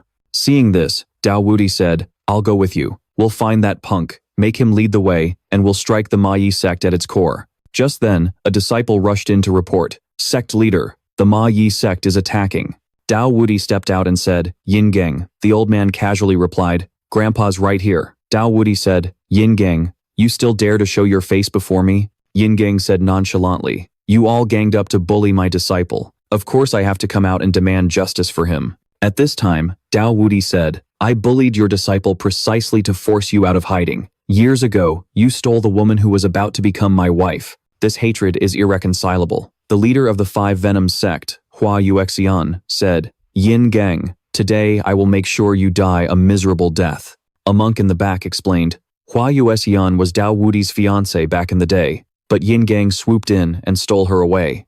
It would have been one thing if Yin Gang had actually married her in the end, But because he couldn't stand her princess attitude, the passion lasted only a few days before he kicked her to the curb. In a fit of rage, Hua Yuexian united experts from over a dozen sects in the martial world to hunt Yin Gang down, but he ended up slaughtering every last one of them. If it weren't for a traitor emerging in the Ma Yi sect later, forcing Yin Gang to retire, who knows how many more people would have died. Dao Wudi then channeled his power, using his ultimate technique, Blade Point. Yin Gang immediately countered with the pulse-grabbing hand. The two of them were perfectly matched. Then, Yin Gang laughed. Ha ha. Back then, you were one step beneath me. 70 years later, you're now 3 steps behind. Hearing this, Dao Wudi's eyes blazed with fury. A wave of energy erupted from him, sending all the surrounding weapons flying towards Yin Gang. Dao Wudi declared, Yin Gang, today you will fall to the ultimate technique of the peerless Great Blade Sect, the 1,000 Blade Strike. But Yin Gang had quickly escaped onto the roof. He then used the finger-flicking divine skill to counterattack, striking Dao Wudi and making him cough up blood. Next, the Ime sect leader ordered everyone to charge forward and teach this old geezer a lesson. She screamed, Yin Gang, release Feiyan now. Upon seeing his attacker, Yin Gang said, Luo Luo Wan. He said, when I was young, the Luo family warned you never to return to Huaxia. You really have a terrible memory, don't you? Everyone was defeated at his hands. Then he said, if you ever dare to have ill intentions towards my Ma Yi sect again, I'll have my disciple blow your sects to pieces with missiles. Suddenly, a disciple ran in and reported, this is bad. The National Security Bureau is here. Luo Luo Wan, sitting on the ground, said, using firearms in Huaxia is a major crime. Even the king of mercenaries has to retract his fangs in this country. Yin Ziyu's roots are here. There's no way he can go against the nation. At this moment, Mu Xianghui entered with his men and said, we received a report that a dangerous individual has appeared here. He then ordered, arrest them all.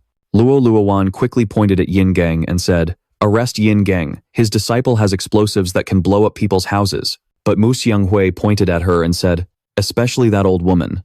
I suspect she's connected to a foreign mercenary organization. Take her back for questioning. He then turned to say, Mr. Yin, an old friend of yours has an invitation for you. Flashing back to a battlefield, one person asked worriedly, the devils are about to catch up to us. What do we do? The other replied, we'll fight them to the death. Then, someone suddenly appeared, causing them to shout in alarm, it's, freeze, or we'll shoot. That's Doan Can, back in the day. I was living secluded in the mountains when I found some soldiers being hunted by demons. I led them to safety, gave them rations and water. Before they left, I taught them a saber form. I was hoping to give them a fighting chance on the battlefield. I never imagined that young soldier would become a founding marshal of the nation. And he never forgot that favor. Back in the present, Doan Can tells him, over tea. For my sake, I'll let it slide that you used weapons in Huaxia. Plus, with me in the picture, those Jianghu sects won't dare to openly mess with you anymore. You've already let that girl from the Ime sect go. Your beef with the 10 major sects ends now. Hearing this, Datu Nugu says, Master, I had no idea you had such a powerful connection. Then he asks, so, why did you leave the martial world all those years ago? Duan Can replies, fine, I'll tell you the whole story today. You have a senior sister. She inherited 80% of my legacy. Unlike you, who hasn't even learned 1% of my true skills. But she went down the wrong path, fell for some Japanese guy, and during our country's crisis, she harmed countless Huaxia people. Hearing this, the MC asks, so where is she now? Duan Can replies nonchalantly, I killed her. And after that, I left the martial world. Hearing this, the MC does a spit take. Then Doan Can continues, even though I found you and raised you with my own 2 hands, I could never fully trust you. That's why I forced you out of the Great Mountain to test your character out in the real world. Luckily, even though you're a slow learner, your heart is in the right place. Saves me the trouble of having to clean house again. He then tosses down a secret manual, saying, but your current techniques are just pathetic. You've brought nothing but shame to the Ma Yi sect. Train hard, or get the hell off my mountain. And with that, he leaves. Da Tu Ngug waves goodbye, take care, master. But in his head, he's thinking, yeah, you go enjoy that mountain. I'm never going back. Cut to the Capital Group headquarters. When our MC returns to work, everyone's thrilled to see him. Deputy Chief. Doan, we missed you so much. Morning, Deputy Chief Don. He's back. Then, one of the guards says, Deputy Chief Don, you completely turned things around. Everyone knows you single-handedly saved the company from ruin. That's why CEO Song left instructions first thing this morning. She said to go see her the second you arrived. The MC thinks to himself, Song Di promised to keep that whole $100 million deal under wraps. So where the hell are they getting these rumors? He walks up to her office and knocks. You were looking for me? Song Di says, now that you're the company's biggest shareholder, I was wondering what floor you want your office on. I'll have my people set it up. But he just replies, don't bother, I'd rather keep this quiet. But, he adds, since I'm your personal bodyguard, just stick my desk right here in your office. Hearing that, she blushes. What? Then she shouts, you perv. He just coolly plops down in her chair and says, now, this Times is a comfortable chair. By the way, where's your secretary? Songdi replies, well, thanks to you. The company not only won the business war against the four great families, but we also acquired a ton of companies to expand operations. My old secretary is now the CEO of one of those new companies. We're still hiring a replacement. Hearing that, he immediately says, in that case, I've got the perfect person for the job. A moment later, Min Han Ni walks in, shocked. You want Times to be your new secretary? Songdi says, 3-month probation, 100,000 a month. You want the job or not? Hearing that, she says cheerfully, thank you, CEO Song. I'll work my hardest and won't let you down. But Songdi just says, don't thank me, thank Deputy Chief Doan. He's the one who recommended you. Min Han Ni turns to him, full of gratitude. Thank you. I'll cook you something special tonight. Back in the office, the gossip mill is turning. Did you hear? Min Han Ni made it to senior management in less than a month. It's because she's one of Deputy Chief Doan's people, and he's the big boss's golden boy right now. If Deputy Chief Doan takes a liking to you, you're set for life. We need to hurry up and get friendly with the security team. Snooze you lose. I wonder if I'm Deputy Chief Doan's type. Cut to the main office. Songdi says, Han Ni, there's a huge summit being held in Europe. CEOs from multinational corporations all over the world will be there. Thanks to our rapid growth, Jing Huang got an invite. I need you to arrange the trip. Han Ni immediately replies, right away, CEO Song. Da Tu Nu, standing nearby, gets a bad feeling. As they leave the office, he grabs Min Han Ni's hand. Han Ni, wait up. Europe isn't as safe as Huaxia. With all the drugs and guns, it's way too dangerous. I'm the CEO's personal bodyguard, so I'm going with you. Hearing that, she replies, I know. Then, blushing, she says, thank you, Datungu. The security agencies of a dozen nations are on high alert, waiting for him like he's a plague. Da Tungu is leaving Huaxia. Like Sun Wukong taking off his golden headband, the chains are off. The sleeping lion is finally unleashed. Meanwhile, at the bustling airport, a red-haired woman watches from afar. So, you're with the princess now? You just never go away, do you?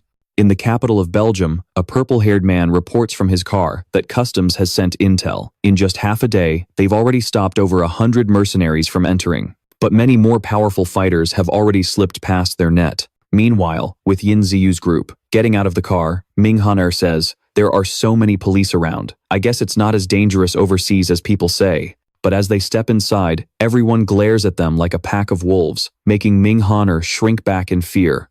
Outside, the purple-haired man stares at the hotel and declares, from this moment on, this hotel is the most dangerous place on earth. Back inside the hotel, Yin Ziyu steps in front of Ming Haner. If you don't want to die, he says, get the hell out of my way. Otherwise, I don't mind paying each of you a personal visit tonight. At this, the crowd's eyes light up, and they erupt in cheers. It's the king of mercenaries. They all start shouting, King, we're your fans. I'm about to have a heart attack. I can get a picture with the king of mercenaries. My king, I finally get to meet you in person.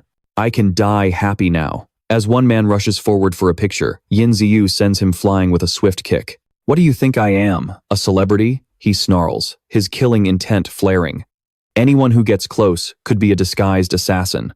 If anyone else approaches me like this idiot, I won't hesitate to kill them. Now, back off. After that, they head upstairs. There, Crystal is already waiting. Well, she says. Even after retiring from the mercenary world, your popularity hasn't faded one bit, has it?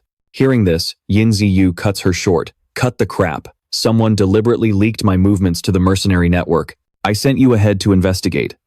What have you found? Crystal replies. Your guess was spot on. The so-called king being invited to an exchange conference was always fishy. It's a setup. Yin Ziyu continues. I doubt the surprise he has waiting for me is just that little crowd downstairs, right? Just then, Ming Haner chimes in. I'm starving. With all these people up here, can we even get a meal? Hearing this, Song Yi suggests, in that case, let's just go out to eat. All right, Yin Ziyu agrees. See you in a bit. But when he enters his room, a woman is waiting for him. Surprised, he asks, Yuko, what are you doing here? You're a rogue ninja from the Iga clan. Aren't you afraid of exposing your position? The woman then removes her mask and says, Crystal was worried about your safety, so she sent me. She then presents a large suitcase. Yin Ziyu remarks, there are already more than enough special agents watching me out there. If the European governments find out the world's #1 female assassin is also by my side, they'll completely lose their minds. She opens the suitcase, revealing an arsenal of weapons, guns, and knives. Hearing his words, she says, remember to take your gear when you go out. Crystal and I will be nearby keeping watch for you. The scene shifts outside. Yin Ziyu and Song Yi are laughing and talking together. Yuko immediately senses something is wrong, and just then, she's ambushed by a group of ninjas. But she dodges their attacks with ease. One of them shouts, kill the Shadow Warrior, Yuko, on sight. She's currently facing off against one, but the others quickly surround her, yelling, take her down. Suddenly, a hidden projectile flies out and kills them, saving Yuko. He steps forward and says, so I and the Ninja King have teamed up. Then Yin Ziyu draws a sword and slashes at a ninja, but it turns into a log. He immediately warns, be careful, it's a substitution jutsu. There are some Jonin-level ninjas here. Just then, some people in the crowd yell, look, our idol is being attacked. Let's go help him. Seeing this, he screams, don't come over here, get back. A ninja is hiding among the crowd. He starts killing the civilians one by one. Witnessing this carnage, Yin Ziyu scoffs, pathetic tricks. One ninja unleashes a technique, Earth Chi, fire-style ninjutsu. They surround him. He counters with the Phantom Physician style, 100 Gale Fists, striking them down one by one. Another uses the quick draw technique. The Iaido focuses the body's essence, ki, and spirit into a single strike that can shatter any obstacle. It leaves its target dead on the ground. Yin Ziyu pants heavily. He then charges into battle against another ninja. Looking at his technique, he notes, this isn't a ninja's move. It's the martial skill of a Japanese samurai. When he sees his blade crack, the ninja asks in shock, how is this possible? My Iaido can cut through anything. Yin Ziyu replies, your sword needs sharpening. He then pulls out a gun. All the ninjas have been taken down. He says, you all saw what happened. The security in Bruges needs to be strengthened. The criminals have been subdued. I'll leave the rest for you guys to handle. Not far away, surveillance agents are watching him from a car. Yin Ziyu then turns to his fans and says, grab your guns and fight alongside me to protect this whole hotel. They erupt in cheers. Protect the king. Fight alongside him. All right, all right. They then spontaneously arrange themselves around the hotel to protect it. The hotel owner says through tears, it's turned into a bandit's den. Is there no law in this land? The scene shifts to Yin Ziyu's room, where Yuko says, actually, the reason they're so desperate to kill me isn't because I'm a traitor. Hearing this, Yin Ziyu says, if it's a secret, you can't tell a second person, you can choose not to say. She continues, you're different. Do you know, back then, a ninja from Iga crossed the seas to China, seeking to master its martial arts. But every sect he approached saw right through him and threw him out. But he didn't give up. He risked it all, staging a midnight raid on the Shaolin Temple itself. He was beaten half to death, only to be saved by a woman with god-tier martial arts skills. Hearing this, he scoffed. So, we're going with the whole beauty saves the hero trope, huh? She shot back. That's right. And she didn't just fall for him at first sight, she followed him right back into Shaolin. Wudong and the other sects came for payback. Hearing this, he added, so, that girl, and some guy from Japan, injured a ton of martial artists. Sounds a lot like that story Master used to tell. She and that guy from Japan caused a hell of a lot of trouble. It pissed off her own sect. Right before her master killed her, she managed to slip him a book. Suddenly, he shot up and demanded, and then what? Their ancestors stood before both the Koga and Iga clans and sliced that book in two. They each took one half. Just then, a knock came at the door. He thought, the cops, it's about time. Looking at her, he vowed, don't worry. I'll be the one to jump off that cliff between Koga and Iga, and I'll make every last one of them pay. Down in the lobby, people started murmuring, is that the police? What the hell are they doing here? Someone yelled, finally, make way. The hotel manager ran up, sobbing. It was terrifying. My poor baby was scared half to death. As he came downstairs for a smoke, Shuijing commented, wow, you smell nice. Ming Xiner blushed, muttering that a woman's perfume on a man always spells trouble. Hearing this, Yin Ziyu quickly explained, "What are you talking about? I just showered and sprayed some of the hotel's cologne. With all this chaos going on, where would I even find some random girl?" Beside him, Song Yi shot him a dirty look. Then, he walked right up to Shui Jing and slapped him across the face. "That's for running your mouth." Suddenly, a voice from behind said, "World Blade, you're taking this a bit too far. If you've got a score to settle, can't you do it somewhere else? You think this is your personal playground? How dare you?" The man placed a hand on his shoulder. Yin Ziyu spun around and kicked the guy so hard he flew straight into a wall. Instantly, all the cops swarmed in, guns pointed right at him. But Yin Ziyu just stared down the man and snarled, "Who the hell gave you the nerve to lecture me?" The man immediately shouted, "Everyone, lower your weapons." Then, Yin Ziyu walked over and pulled him to his feet. The man said, "I don't think this has anything to do with you, sir. This is our failure. We, the police, have caused you a great deal of trouble." Yin Ziyu replied, "I couldn't agree more. Brooklyn's security needs some serious work. You'd better step it up, Mr. Latin." Cut to another mansion, where an old man was watching a firefight on his screen. He then switched the feed, landing on an image of Yin Ziyu. "It's been years," he mused, "and you're still full of surprises." Just then, his phone rang. He answered bluntly, "Who is this? Speak up or I'm hanging up." The old man's voice came through. "An old friend. I heard you were in Brooklyn." Yin Ziyu shot back, "You think? After that spectacular welcoming party today? Me and my friends were nearly wiped out." The old man replied, "By tomorrow, I'll give you an answer you'll be satisfied with." Yin Ziyu tossed his phone on the nightstand and collapsed onto the bed. He thought to himself, "I guess I can trust this guy. He probably wouldn't team up with those ninjas to screw me over." Then, a thought struck him. It has to be him. He'd thought the big signing ceremony would be over quickly. A few handshakes, some photos, a toast. And it should have been done. Cut to the car. Yin Ziyu asked, "Are the plane tickets for this afternoon booked?" Ming Xiner replied, "They're for tomorrow afternoon. Also, the CEO just bought the hotel we're staying in. Consider it our first foothold in Europe." "That's CEO song for you," he said with a smirk. After getting out of the car, he made a call. "Lei, I need you to prep a few things for me." Just then, he glanced towards a dumpster in the alley and noticed several pairs of eyes watching him. In another room, a red-haired man was reading the Romance of the Three Kingdoms. "If you are here, why am I?" he muttered. A woman walked in and wrapped her arms around him from behind. She whispered, "Don't you still want to conquer the world, Blade?" The man immediately yanked her hands off him. Furious, the girl snapped, "I betrayed the World Blades organization for you. I've done so much, and this is how you treat me? All for some woman who looks like a princess?" He replied coldly, "Everything you did willingly. Don't talk about who owes who." Back in the alley, Yin Ziyu kicked the dumpster. "Seriously? Is this how all you mercenaries operate, hiding in the damn trash?" Three figures emerged. "I'm Dan Ling," said the skinny one. A muscular woman named Lilith asked, "World Blade, are you looking for recruits?" The heavy-set man said, "The name's Prante." Suddenly, a knife flashed, slicing off a lock of Lilith's hair. It was Yin Ziyu's blade. He walked over, patting her on the head. "Kids like you should be at home doing chores.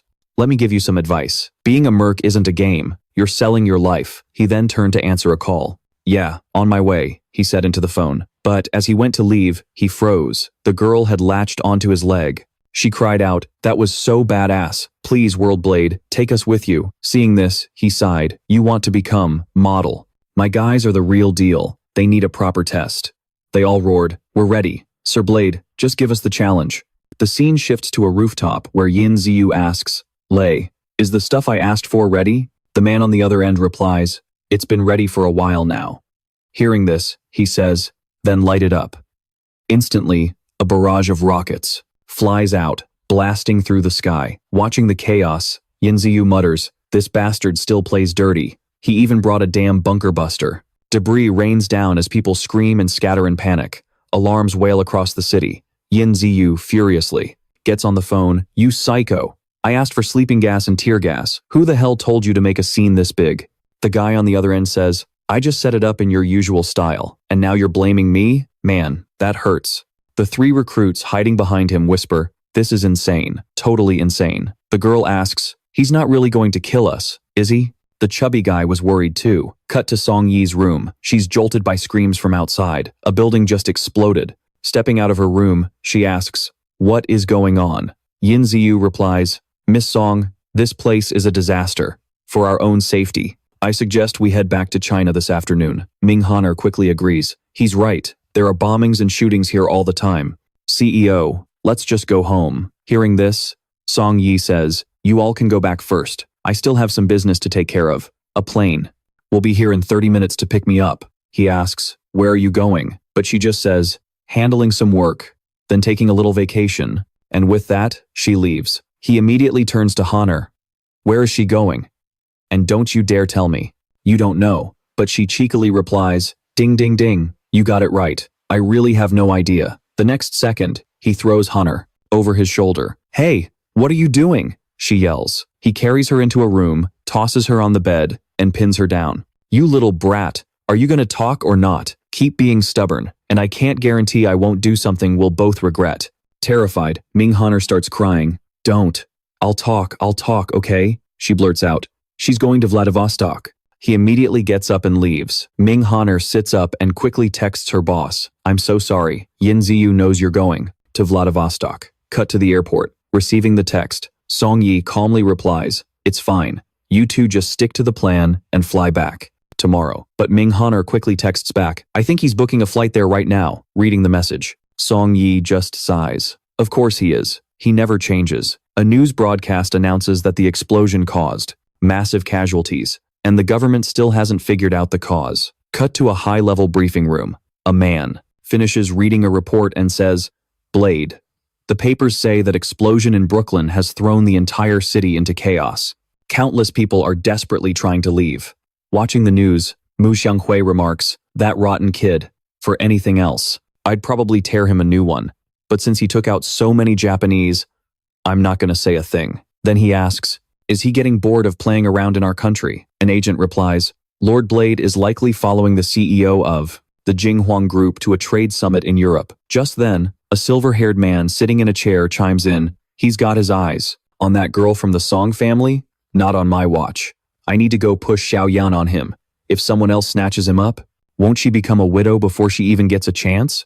Cut to Lei's villa. Lei says, looks like we properly spooked the politicians this time. The Holy Scepter is even conducting a massive internal purge. Yin Ziyu replies, this is nothing new. I'm just telling you to watch your own back. Stop trying to carry the world on your shoulders. That assistant I found you is damn good. Make good use of him.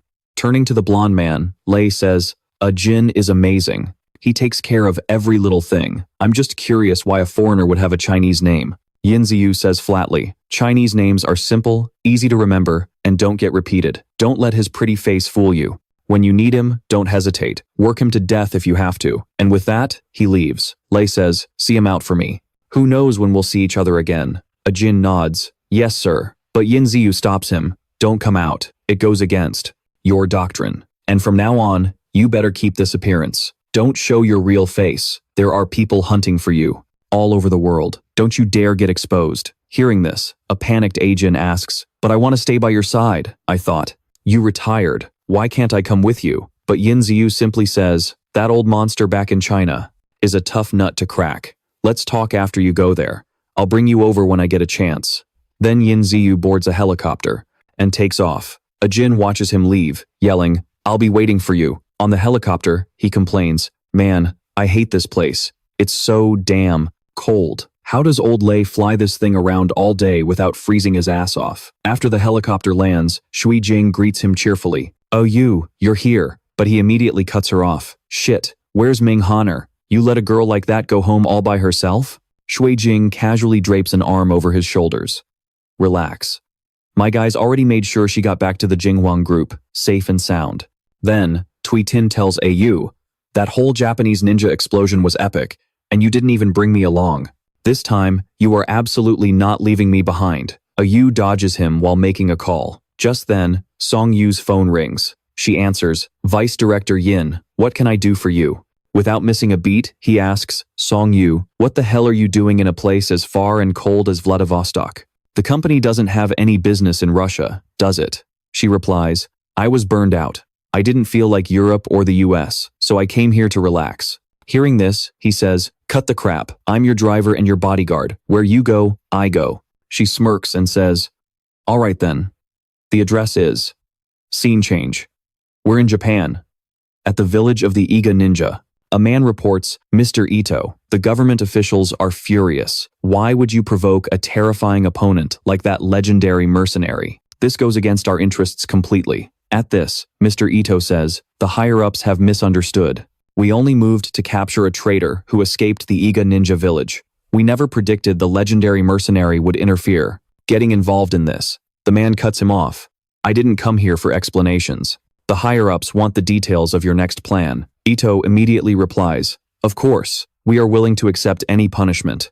We will conduct a self-review. The man then stands up and yells, damn it, how can the man in charge of the ninja village say something so weak? You're a real disappointment. The higher-ups will never allow this. But Ito simply says, why don't you just tell me what the higher-ups really want? I will consider whether it's within my power to do it. The man sits back down and says, the emperor was enraged when he heard the news. That land of Huaxia will be ours sooner or later. We've tried countless times throughout history, and we're not stopping now. Hearing this, Ito says, stop rambling. Get to the point.